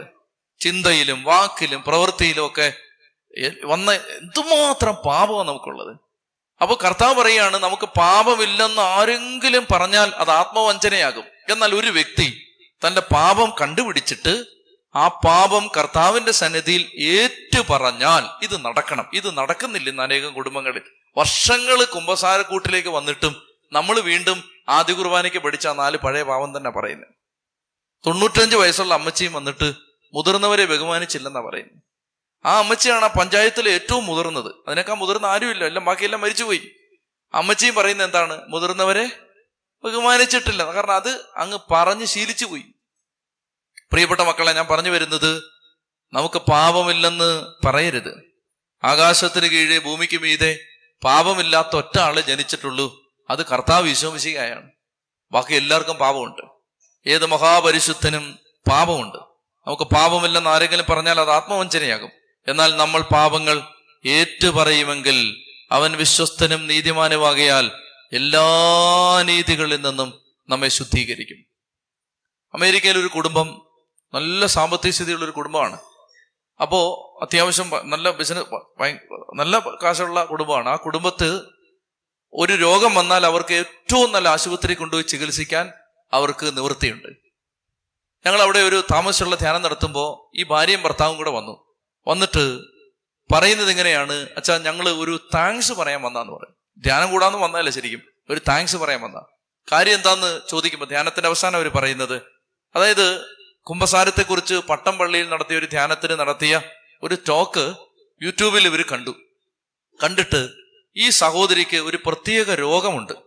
അമേരിക്കയിൽ നിങ്ങൾക്കറിയാം, ഏറ്റവും മെച്ചപ്പെട്ട ചികിത്സ കിട്ടുന്ന സൗകര്യങ്ങള് കാശ് കൊടുത്താൽ കിട്ടുന്ന രാജ്യമാണത്. ഏറ്റവും നല്ല മിടുക്കരായ ഡോക്ടേഴ്സ് ഉണ്ട്. ഒരു രോഗത്തിന്റെ, നമ്മുടെ നാട്ടിലുള്ളതിനേക്കാൾ ഒത്തിരി ഭേദപ്പെട്ട സാഹചര്യങ്ങൾ, രോഗം കണ്ടുപിടിക്കാനും ചികിത്സിക്കാനുമുള്ള സ്ഥലമാണത്. അപ്പൊ ആ സ്ഥലത്ത്, ആ രാജ്യത്ത് ജീവിക്കുന്ന താരതമ്യേന നല്ല സാമ്പത്തിക സ്ഥിതിയുള്ള ഈ അമ്മ, ആ സഹോദരിക്ക് ഒരു പ്രത്യേക രോഗം പിടിവിട്ടു. എന്നിട്ട് ആ രോഗം, അവിടെയുള്ള ഡോക്ടേഴ്സ് പറഞ്ഞു, ഈ രോഗം ഇത് രൂപപ്പെട്ടത് എങ്ങനെയാണെന്ന് കണ്ടുപിടിച്ചാലേ, അതിന്റെ റൂട്ട് കണ്ടുപിടിച്ചാലേ ട്രീറ്റ്മെന്റ് നടത്തി അത് സുഖപ്പെടുത്താൻ പറ്റൂ. പക്ഷെ എത്ര ഡോക്ടർമാർ, മിടുക്കന്മാരായ ഡോക്ടേഴ്സും കിണഞ്ഞു പരിശ്രമിച്ചിട്ടും ഈ രോഗം കണ്ടുപിടിക്കാൻ പറ്റുന്നില്ല. അങ്ങനെ ഇരിക്കുമ്പോഴാണ് ഈ സഹോദരി ഈ ടോക്ക് കേൾക്കുന്നത്. കേട്ടിട്ട് അവർ ചെയ്തത്, ഒരു ദിവസം അവർ ഭർത്താവിനോട് പറഞ്ഞു, ഇന്ന് ഞാൻ ജോലിക്ക് പോകുന്നില്ല, നിത്യാരാധന നടക്കുന്ന ഒരു ചാപ്പലിൽ എന്നെ കൊണ്ടുപോയി വിടണം. നിത്യാരാധന ചാപ്പലിലേക്ക് ഭർത്താവരെ കൊണ്ടുപോയി വിട്ടു. രാവിലെ 10 മണി മുതൽ വൈകിട്ട് 4 മണി വരെ ഈശോയുടെ സന്നിധിയിലിരുന്നു. ഒറ്റ കാര്യം പ്രാർത്ഥിച്ചുള്ളൂ: എൻ്റെ ജീവിതത്തിലെ ഞാൻ മറന്നുപോയതും മറഞ്ഞു കിടക്കുന്നതുമായ എല്ലാ പാപങ്ങളും എനിക്കൊന്ന് കാണിച്ചു തരണം. എനിക്ക് ജീവിതത്തിൽ സംഭവിക്കുന്ന തെറ്റുകൾ എനിക്കൊന്ന് കാണിച്ചു തരണം. അങ്ങനെ ഇരുന്ന് ഒരു പേപ്പറും പേനയും കൊണ്ടിരുന്നു. അനേക കാര്യങ്ങൾ മനസ്സിൽ പരിശുദ്ധാത്മാവ് ഓർമ്മിപ്പിച്ചു കൊടുത്തു.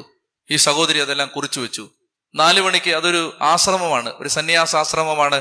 അവിടെ ചെന്ന് ഒരു വൈദികനെ കണ്ടുപിടിച്ച് ആ അച്ഛൻ്റെ അടുത്ത് ഇത് മുഴുവൻ ഏറ്റുപറഞ്ഞു, അനുതപിച്ചു. പ്രായശ്ചിത്തവും പരിഹാരവും കിട്ടി, പാപമോചനത്തിന്റെ ആശീർവാദം കിട്ടി. തിരിച്ചു വന്നു. പിറ്റേന്ന് ഹോസ്പിറ്റലിൽ പോയി. പിറ്റേന്ന് നടത്തിയ പരിശോധനയിൽ രോഗത്തിന്റെ വേര് കണ്ടുപിടിച്ചു, മരുന്ന് കൊടുത്തു. രോഗം പൂർണ്ണമായും ഭേദമായി. നന്ദി പറയാൻ വന്നാണ്. പ്രിയപ്പെട്ട എൻ്റെ മക്കളെ, നമ്മുടെ ജീവിതത്തിൽ പാപങ്ങൾ നമ്മൾ ഏറ്റുപറഞ്ഞാൽ ദൈവം വിശ്വസ്തനും നീതിമാനുമാകയാൽ എല്ലാ അനീതികളിൽ നിന്നും നമ്മെ ശുദ്ധീകരിക്കും. ഞാൻ ഈ രാത്രി നിങ്ങളോട് പറയുന്നത്, അനേകം ഞാനൊരു മലങ്കര സഭയിലെ അച്ഛനായതുകൊണ്ട് ഞാൻ തുറന്നങ്ങ് പറയാം, നമ്മുടെ അനേകം മക്കൾ റെഗുലർ കുമ്പസാരം നടത്തുന്നുണ്ട്. പക്ഷേ അവരവരുടെ യഥാർത്ഥ പാപങ്ങളെ കണ്ടുപിടിച്ചിട്ടില്ല, യഥാർത്ഥ തിന്മകളെ കണ്ടുപിടിച്ചിട്ടില്ല. നമ്മൾ ചടങ്ങിന് ഇതെല്ലാം ചെയ്യുന്നുണ്ട്. ചടങ്ങിന് എന്ത് ചെയ്താലും അതൊരു ചടങ്ങായിട്ട് മാറും. അവിടെ വിടുതലുണ്ടാവില്ല, അവിടെ ദൈവാത്മാവ് ഇറങ്ങി വരില്ല. എന്നാൽ ഒരു വ്യക്തി സത്യസന്ധമായി തൻ്റെ ജീവിതത്തെ കണ്ടെത്താൻ ശ്രമിച്ചാൽ ദൈവം ഏറ്റവും കൂടുതൽ ആഗ്രഹിക്കുന്നത്, ഞാൻ പറഞ്ഞു വരുന്നത്, ഈജിപ്തിൽ മേരി എന്ന് പറയുന്ന ഒരു വിശുദ്ധയുണ്ട്.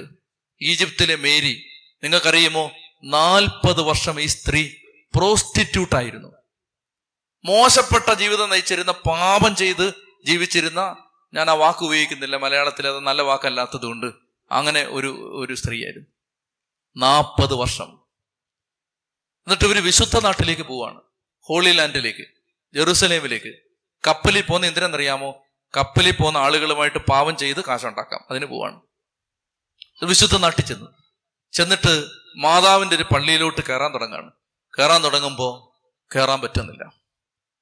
പള്ളിക്കകത്തോട്ട് കാലെടുത്ത് വെക്കാൻ പറ്റുന്നില്ല. ഇത്രയും നേരം വളരെ തൻ്റെടിയായിട്ടും നിഷേധിയായിട്ടും അങ്ങനെ ജീവിച്ചിരുന്ന സ്ത്രീക്ക് തോന്നുകയാണ്, എനിക്കെന്തോ ഒരു പോരായ്മയുണ്ട്. പരിശുദ്ധ അമ്മയെ കാണാം, അവിടെ രൂപം കാണാം, പക്ഷെ അങ്ങോട്ട് ചെല്ലണമെന്നുണ്ട്, ചെല്ലാൻ പറ്റുന്നില്ല. കാലാരോ കെട്ടിയിടപ്പെട്ടതുപോലെ, കാലിൽ ഏതോ കാണാച്ചരട് കെട്ടപ്പെട്ടതുപോലെ അകത്ത് കയറാൻ പറ്റാതെ ഈ സ്ത്രീ ഭാരപ്പെട്ട് നിൽക്കുമ്പോ അവരുടെ ഹൃദയത്തിൽ അനുതാപത്തിന്റെ മഴ പെയ്തു. ഈ മേരി ഇങ്ങനെ ചിന്തിച്ചു, എന്തൊരു മോശപ്പെട്ട ജീവിതമാണ് ഞാൻ നയിച്ചിരുന്നത്, എന്തൊരു പാപത്തിന്റെ ഭൂതകാലമാണ് എൻ്റെ ജീവിതം. ഇന്നോളം ഞാൻ കടന്നുപോയ പാപത്തിന്റെ അശുദ്ധിയുടെയും പതിതമായ ഇടറുന്ന പതറുന്ന പതറിപ്പോയ പാളിപ്പോയ വഴികൾ. ആ മോമെന്റ് അവിടെ ആ സ്ഥലത്ത് ആ സ്പോട്ടിൽ നിന്ന് ഈ സ്ത്രീ ഇങ്ങനെ പ്രാർത്ഥിച്ചു, ദൈവമേ, എൻ്റെ മഹാപാപിയാണ് ഞാൻ, എൻ്റെ പരാധീനതയും പാപവും ബലഹീനതയും അശുദ്ധിയും നീ ക്ഷമിച്ചാൽ ഇന്ന് മേരി ജീവിതം തിരുത്തും. അനുദപിച്ചങ്ങനെ പ്രാർത്ഥിക്കുമ്പോൾ മേരിയുടെ കാലുകളിലെ ആ കാണാച്ചരട്, ആ ചെങ്ങല അഴിഞ്ഞു. അവൾ അകത്ത് കയറി മാതാവിന്റെ അടുത്ത് മുട്ടുകുത്തി പ്രാർത്ഥിച്ചു. പിന്നെ ഈ സ്ത്രീ പോകുന്നത് ഈജിപ്തിലെ മരുഭൂമിയിലേക്കാണ്. അവിടെ ശിഷ്ടകാലം ഒറ്റയ്ക്ക് ദൈവത്തെ ആരാധിച്ച് പ്രാർത്ഥിച്ച് വിശുദ്ധ കുർബാന കൊണ്ടു കൊടുക്കാൻ ഒരു വൈദികൻ വല്ലപ്പോഴും വരും. അങ്ങനെ വന്ന് വിശുദ്ധ കുർബാന കൊടുക്കും. അങ്ങനെയാണ് ഈ സ്ത്രീ ജീവിച്ചത്. ഈ സ്ത്രീ ഇന്ന് സഭയിലെ അറിയപ്പെടുന്നത് ഈജിപ്തിലെ വിശുദ്ധ മേരി എന്നാണ്. ഈജിപ്തിലെ വിശുദ്ധ മേരി ആരായിരുന്നു? 40 വർഷം പ്രോസ്റ്റിറ്റ്യൂട്ട്. ഞാൻ പറഞ്ഞു വരുന്ന പ്രിയപ്പെട്ടവരെ, പാപത്തിന്റെ പെരുപ്പ് അല്ല ദൈവത്തിന് വിഷയം. സത്യസന്ധമായ അനുതാപം ഒരു ഹൃദയത്തിൽ, ഒരു വ്യക്തിയുടെ ഹൃദയത്തിലുണ്ടായാൽ ആ വ്യക്തിയെ ദൈവം മാറ്റിമറിക്കും. ചൊല്ലി പറഞ്ഞേ ഹല്ലേലൂയാ, ചൊല്ലി പറഞ്ഞേ ഹല്ലേലൂയാ. അപ്പൊ ഇവിടെ പറയുകയാണ്, നമുക്ക് ആരെങ്കിലും പറയുകയാണ് എനിക്ക് പാവമില്ല, ഒരു ചേട്ടൻ പറയുകയാണ് എനിക്കൊരു പാവമില്ല, ഒരു ചേച്ചി പറയുകയാണ് എനിക്കൊരു പാവമില്ല എന്ന് പറഞ്ഞാൽ അത് ആത്മവഞ്ചനയാണ്. നീ സ്വയം വഞ്ചിക്കുകയാണ്, നീ നിന്നെ തന്നെ വഞ്ചിച്ച് ജീവിക്കുകയാണ്. എന്നാൽ നമ്മൾ പാപങ്ങൾ ഏറ്റുപറയുമെങ്കിൽ ദൈവം വിശ്വസ്തനും നീതിമാനുമാകയാൽ എല്ലാ നീതികളിൽ നിന്നും നമ്മെ ശുദ്ധീകരിക്കും. പ്രിയപ്പെട്ട മക്കളെ, പാപത്തെക്കുറിച്ച് അനുദപിച്ച് ഏറ്റുപറഞ്ഞു കഴിഞ്ഞാൽ ഒരു സ്ഥലത്ത് മാറ്റം വരും. എനിക്ക് അനേകം സ്ഥലങ്ങളിൽ, ഇടവുകളിൽ ഒരുപാട് അനുഭവങ്ങൾ ദൈവത്തിന്റെ കൃപയാൽ എനിക്ക് കാണാൻ പറ്റിയിട്ടുണ്ട്. പാപം ഏറ്റുപറഞ്ഞു. ഒരിക്കല് ഞാൻ ഇരുന്ന ഇടവകയിൽ മനുഷ്യര്, ഞാൻ വന്ന് 1.5 വർഷം കഴിഞ്ഞു. അപ്പോൾ വീട് വെഞ്ചരിക്കുന്നില്ല. വീട് വെഞ്ചരിക്കാത്തത് കൊണ്ട് ആളുകൾ ചോദിച്ചു, വീട് വെഞ്ചരിക്കുന്നില്ലേ എന്ന് ചോദിച്ചു.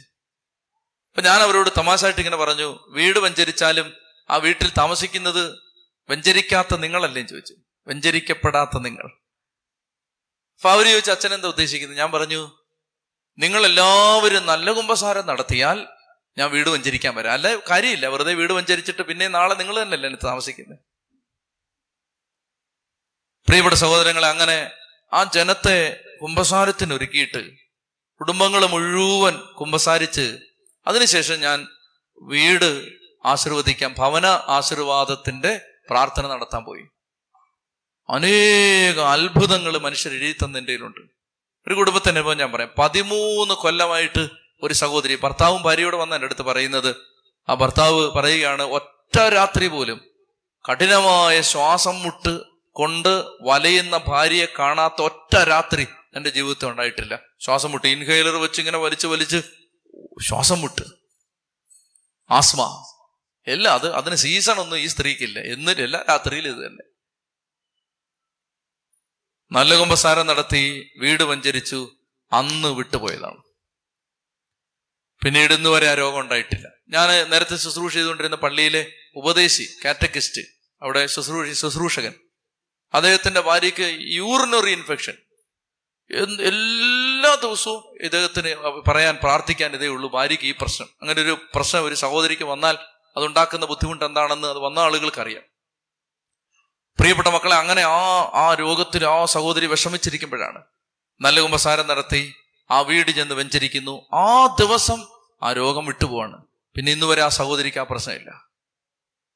അതായത് നമ്മൾ പാപങ്ങൾ ഏറ്റുപറഞ്ഞ് കർത്താവ് നമ്മളെ വിശുദ്ധീകരിച്ച് കഴിയുമ്പോൾ നമുക്ക് വിടുതൽ ദൈവം തരും. നമുക്ക് ഈ രാത്രിയിൽ ദൈവവചനം കേൾക്കുമ്പോൾ ലഭിക്കേണ്ടത് അനുതാപമാണ്. അനുതാപം, അതായത് നമുക്ക് നമ്മുടെ കുറ്റങ്ങളെല്ലാം ദൈവത്തോട് ഏറ്റുപറയണം. മക്കളെ, പാപം ചെയ്യാത്ത ആരുമില്ല, ഒരുവൻ പോലുമില്ല, നീതിമാനായി ഒരാൾ പോലുമില്ല.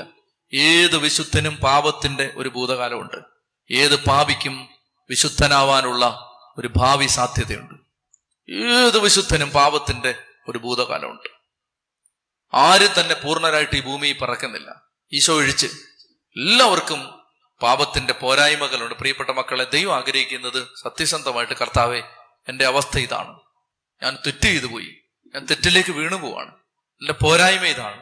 പ്രിയപ്പെട്ട മക്കളെ, അങ്ങനെയുള്ളവരെയാണ്. ചുങ്കക്കാരൻ നീതീകരിക്കപ്പെട്ടും ഫരിസയൻ നീതീകരിക്കപ്പെടാതെയും തിരിച്ചുപോയി എന്ന് യേശു പറയുന്നത് എന്തുകൊണ്ടാണ്? ചുങ്കക്കാരൻ നീതീകരിക്കപ്പെട്ടത്, അവൻ പറഞ്ഞു അവൻ വലിയ പാപിയാണ്, കർത്താവേ ഞാൻ പാപിയാണ്. പാപബോധം നമ്മുടെ ഹൃദയത്തിലുണ്ടാവാൻ നമ്മൾ പ്രാർത്ഥിക്കുകയാണ്. ചെത്തി പറഞ്ഞേ ഹല്ലേലൂയ.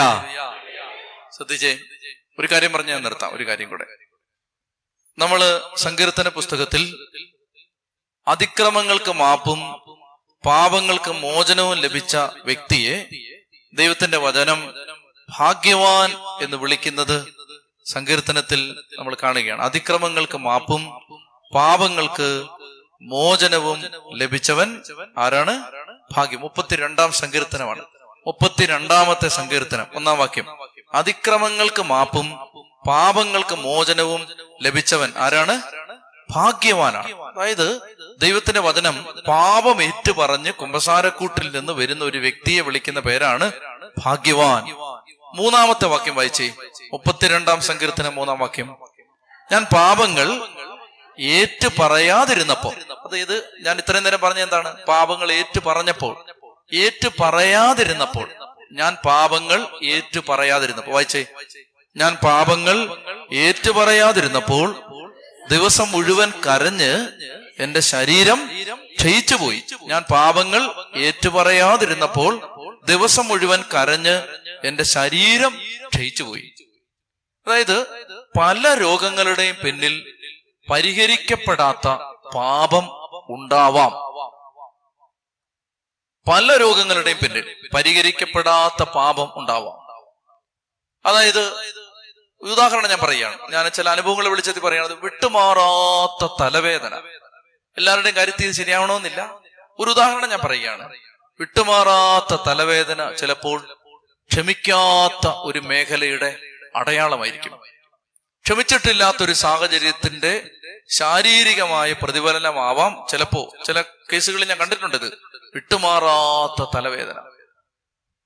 ചില സാഹചര്യങ്ങളിൽ ചില ശാരീരിക രോഗങ്ങൾ, ചില വ്യക്തികളുടെ ശരീരത്തിൽ വെളിപ്പെട്ട രോഗങ്ങൾ അവരുടെ ജീവിതത്തിന്റെ പാപത്തിന്റെ ഫലമായിട്ട് വന്ന രോഗങ്ങൾ ഉണ്ടാവാം. എല്ലാ രോഗവും പാപത്തിന്റെ ഫലമാണെന്ന് ബൈബിൾ പറയുന്നില്ല. എല്ലാ രോഗവും അങ്ങനല്ല. മറിച്ച് ചില വ്യക്തികൾക്ക് ഞാൻ കണ്ടിട്ടുള്ളത് എങ്ങനെയാണ്, ധ്യാനാവസരങ്ങളിൽ ഏറ്റവും കൂടുതൽ സൗഖ്യം നടക്കുന്നത് കുമ്പസാരത്തിന് ശേഷമാണ്. കുമ്പസാരത്തിന് ശേഷമാണ് സൗഖ്യത്തിന്റെ ഒരു അഭിഷേകം അങ്ങോട്ട് ശക്തമായിട്ട് വെളിപ്പെടുന്നത്. അതിന്റെ കാരണം ഇതാണ്. അതായത് പാപം കൊണ്ടുവന്ന ദുരിതങ്ങളുണ്ട്. 107-ാം സങ്കീർത്തനത്തിൽ നമ്മളിത് വ്യക്തമായിട്ട് കാണുന്നുണ്ട്. 107-ാമത്തെ സങ്കീർത്തനത്തിന്റെ 17-ാമത്തെ വാക്യം വായിച്ച്. 107-ാം സങ്കീർത്തനത്തിന്റെ 17-ാം വാക്യം. പാപകരമായ മാർഗങ്ങൾ പിന്തുടർന്ന് ചിലർ രോഗികളായി തീർന്നു, തങ്ങളുടെ അകൃത്യങ്ങളാൽ അവർ ദുരിതത്തിലായി. പാപകരമായ മാർഗങ്ങൾ പിന്തുടർന്ന് ചിലർ രോഗികളായി തീർന്നു, തങ്ങളുടെ അകൃത്യങ്ങളാൽ അവർ ദുരിതത്തിലായി. അപ്പൊ 32-ാം സങ്കീർത്തനം പറയുന്നത് അതാണ്. ഞാൻ പാപങ്ങൾ ഏറ്റുപറയാതിരുന്നപ്പോ ശരീരത്തിൽ അത് ദുരിതമായിട്ട് മാറുകയാണ്. എന്നാൽ പാപങ്ങൾ ഏറ്റുപറഞ്ഞു കഴിയുമ്പോൾ, പാപമോചനം കിട്ടിക്കഴിയുമ്പോൾ ശരീരത്തിൽ അത് സൗഖ്യമായിട്ട് മാറുകയാണ്. ഞാൻ സമയമില്ലാത്തതുകൊണ്ട് ഉദാഹരണങ്ങളിലേക്ക് പോകുന്നില്ല. അപ്പൊ അതിക്രമങ്ങൾക്ക് മാപ്പും പാപങ്ങൾക്ക് മോചനവും ലഭിച്ചവൻ ഭാഗ്യവാൻ. ഒന്നാമത്തെ കാര്യം, അതിന്റെ രോഗപീഠകളുടെ മേൽ, ഈ പാപമോചനം കിട്ടിയ വ്യക്തിയുടെ രോഗപീഠകളുടെ മേൽ ആശ്വാസം കിട്ടും, സൗഖ്യം കിട്ടും. അതൊരു പ്രധാനപ്പെട്ട കാര്യമാണ്. ഇനി അടുത്തത് വായിച്ചേ. 32-ാം സങ്കീർത്തനത്തിന്റെ 4-ാം വാക്യം. രാവും പകലും അങ്ങയുടെ കരം എന്റെ മേൽ പതിച്ചിരുന്നു. വേനൽക്കാലത്ത് ചൂടുകൊണ്ടെന്ന പോലെ എന്റെ ശക്തി വരണ്ടുപോയി. എന്റെ പാപം അവിടുത്തോട് ഞാൻ ഏറ്റുപറഞ്ഞു, എന്റെ അകൃത്യം ഞാൻ മറച്ചു വെച്ചില്ല. എന്റെ അതിക്രമങ്ങൾ കർത്താവിനോട് ഞാൻ ഏറ്റുപറയും എന്ന് ഞാൻ പറഞ്ഞു. അപ്പോൾ എന്റെ പാപം അവിടുന്ന് ക്ഷമിച്ചു. ആകയാൽ ദൈവഭക്തർ ആപത്തിൽ അവിടുത്തോട് പ്രാർത്ഥിക്കട്ടെ. കഷ്ടത കരകവിഞ്ഞൊഴുകിയാലും അതവരെ സമീപിക്കില്ല. ശ്രദ്ധിച്ചേ. അതായത് രണ്ടാമത്തെ സാഹചര്യം പറയുകയാണ്. എന്നാൽ ഞാൻ എന്ത് ചെയ്തു? പാപങ്ങൾ ഏറ്റുപറയാതിരുന്നപ്പോ വേനൽക്കാലത്ത് ചൂടുകൊണ്ടെന്ന പോലെ എന്റെ ശരീരം ക്ഷയിച്ചു പോയി. എന്നാൽ ഞാൻ എന്റെ പാപങ്ങൾ ഏറ്റു പറയും എന്ന് കർത്താവിനോട് പറഞ്ഞു. ഞാൻ എന്റെ പാപങ്ങൾ കർത്താവിനോട് ഏറ്റു പറഞ്ഞു. ഏറ്റു പറഞ്ഞപ്പോ അതിന്റെ റിസൾട്ടായിട്ട് അവിടെ പറയുന്നത്, കഷ്ടത കരകവിഞ്ഞൊഴുകിയാലും ദൈവഭക്തരെ അത് തൊടില്ല. അതായത് പാപം ഏറ്റുപറഞ്ഞ ഒരു വ്യക്തിയെ കുറിച്ച് പറയുകയാണ്, കഷ്ടത കരകവിഞ്ഞൊഴുകിയാലും അതവരെ തൊടുകയില്ല. പ്രിയപ്പെട്ട മക്കളെ, ഞാൻ പറഞ്ഞു വരുന്നത്, നമുക്ക് പാപത്തിലാണ് നമ്മൾ നിൽക്കുന്നതെങ്കിൽ സാത്താന് നമ്മളെ അടിക്കാൻ എളുപ്പമുണ്ട്. എന്നാൽ വിശുദ്ധിയിലാണ്, എത്ര കൊടിയ പാപമുള്ള വ്യക്തിയാണെങ്കിലും ഏറ്റുപറഞ്ഞ് മോചനം പ്രാപിച്ചാണ് പോകുന്നതെങ്കിൽ, പ്രിയപ്പെട്ട മക്കളെ, നമുക്ക് സംരക്ഷണം കിട്ടാൻ ഇടയാവും. ഞാൻ ഓർക്കുന്നുണ്ട്, എനിക്ക് 2005 ഒരു വലിയ വാഹനാപകടം ഉണ്ടായി.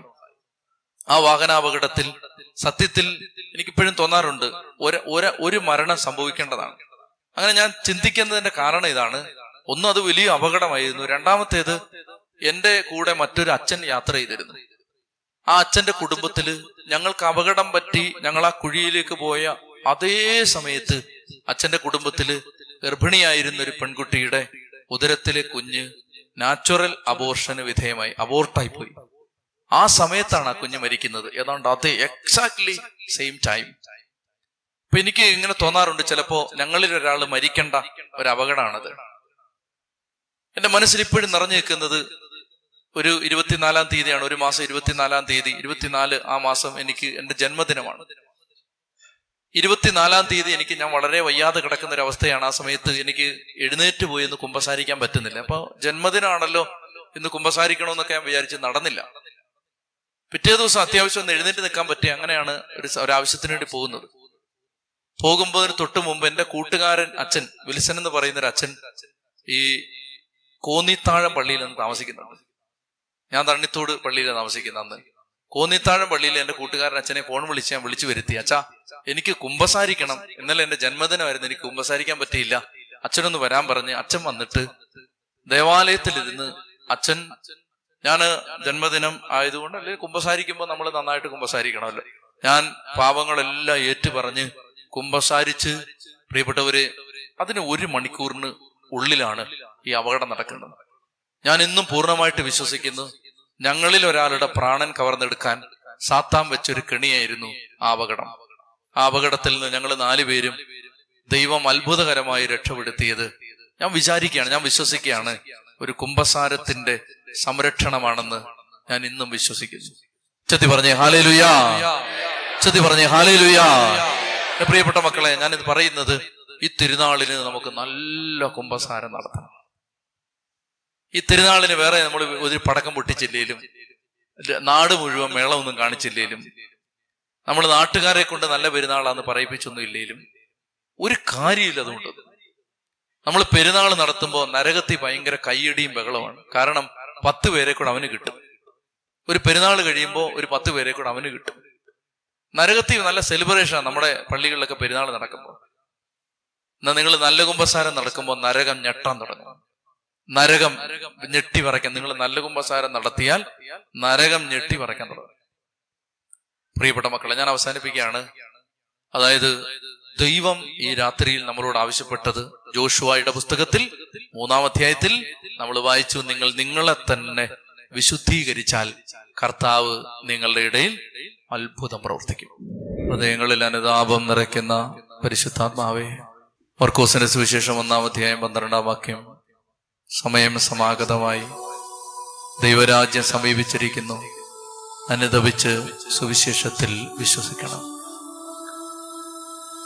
പെന്തക്കോസ്തി തിരുനാളിൽ വിശുദ്ധ പത്രോസ്ലീഹായുടെ പ്രസംഗം കേട്ടപ്പോൾ 3000-ഓളം ആളുകൾ ഹൃദയം നുറുങ്ങി ചോദിച്ചു, ഞങ്ങൾ എന്താണ് ചെയ്യേണ്ടത്?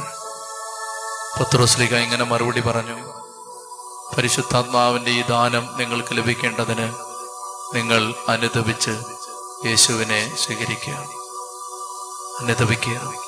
വെളിപാട് പുസ്തകത്തിൽ അനേക തവണ ഈശോ പറയുന്നു, അനുതപിക്കുക, അനുതപിച്ച് പഴയ പ്രവൃത്തികൾ ചെയ്യുക, അനുതപിച്ച് വിശുദ്ധിയിലേക്ക് മടങ്ങി വരിക. കർത്താവേ, കൂട്ടായ്മയിലെല്ലാ മക്കൾക്കും അനുതാപത്തിന്റെ ആത്മാവിനെ അവിടെ നയിക്കണമേ എന്ന് പ്രാർത്ഥിക്കുന്നു.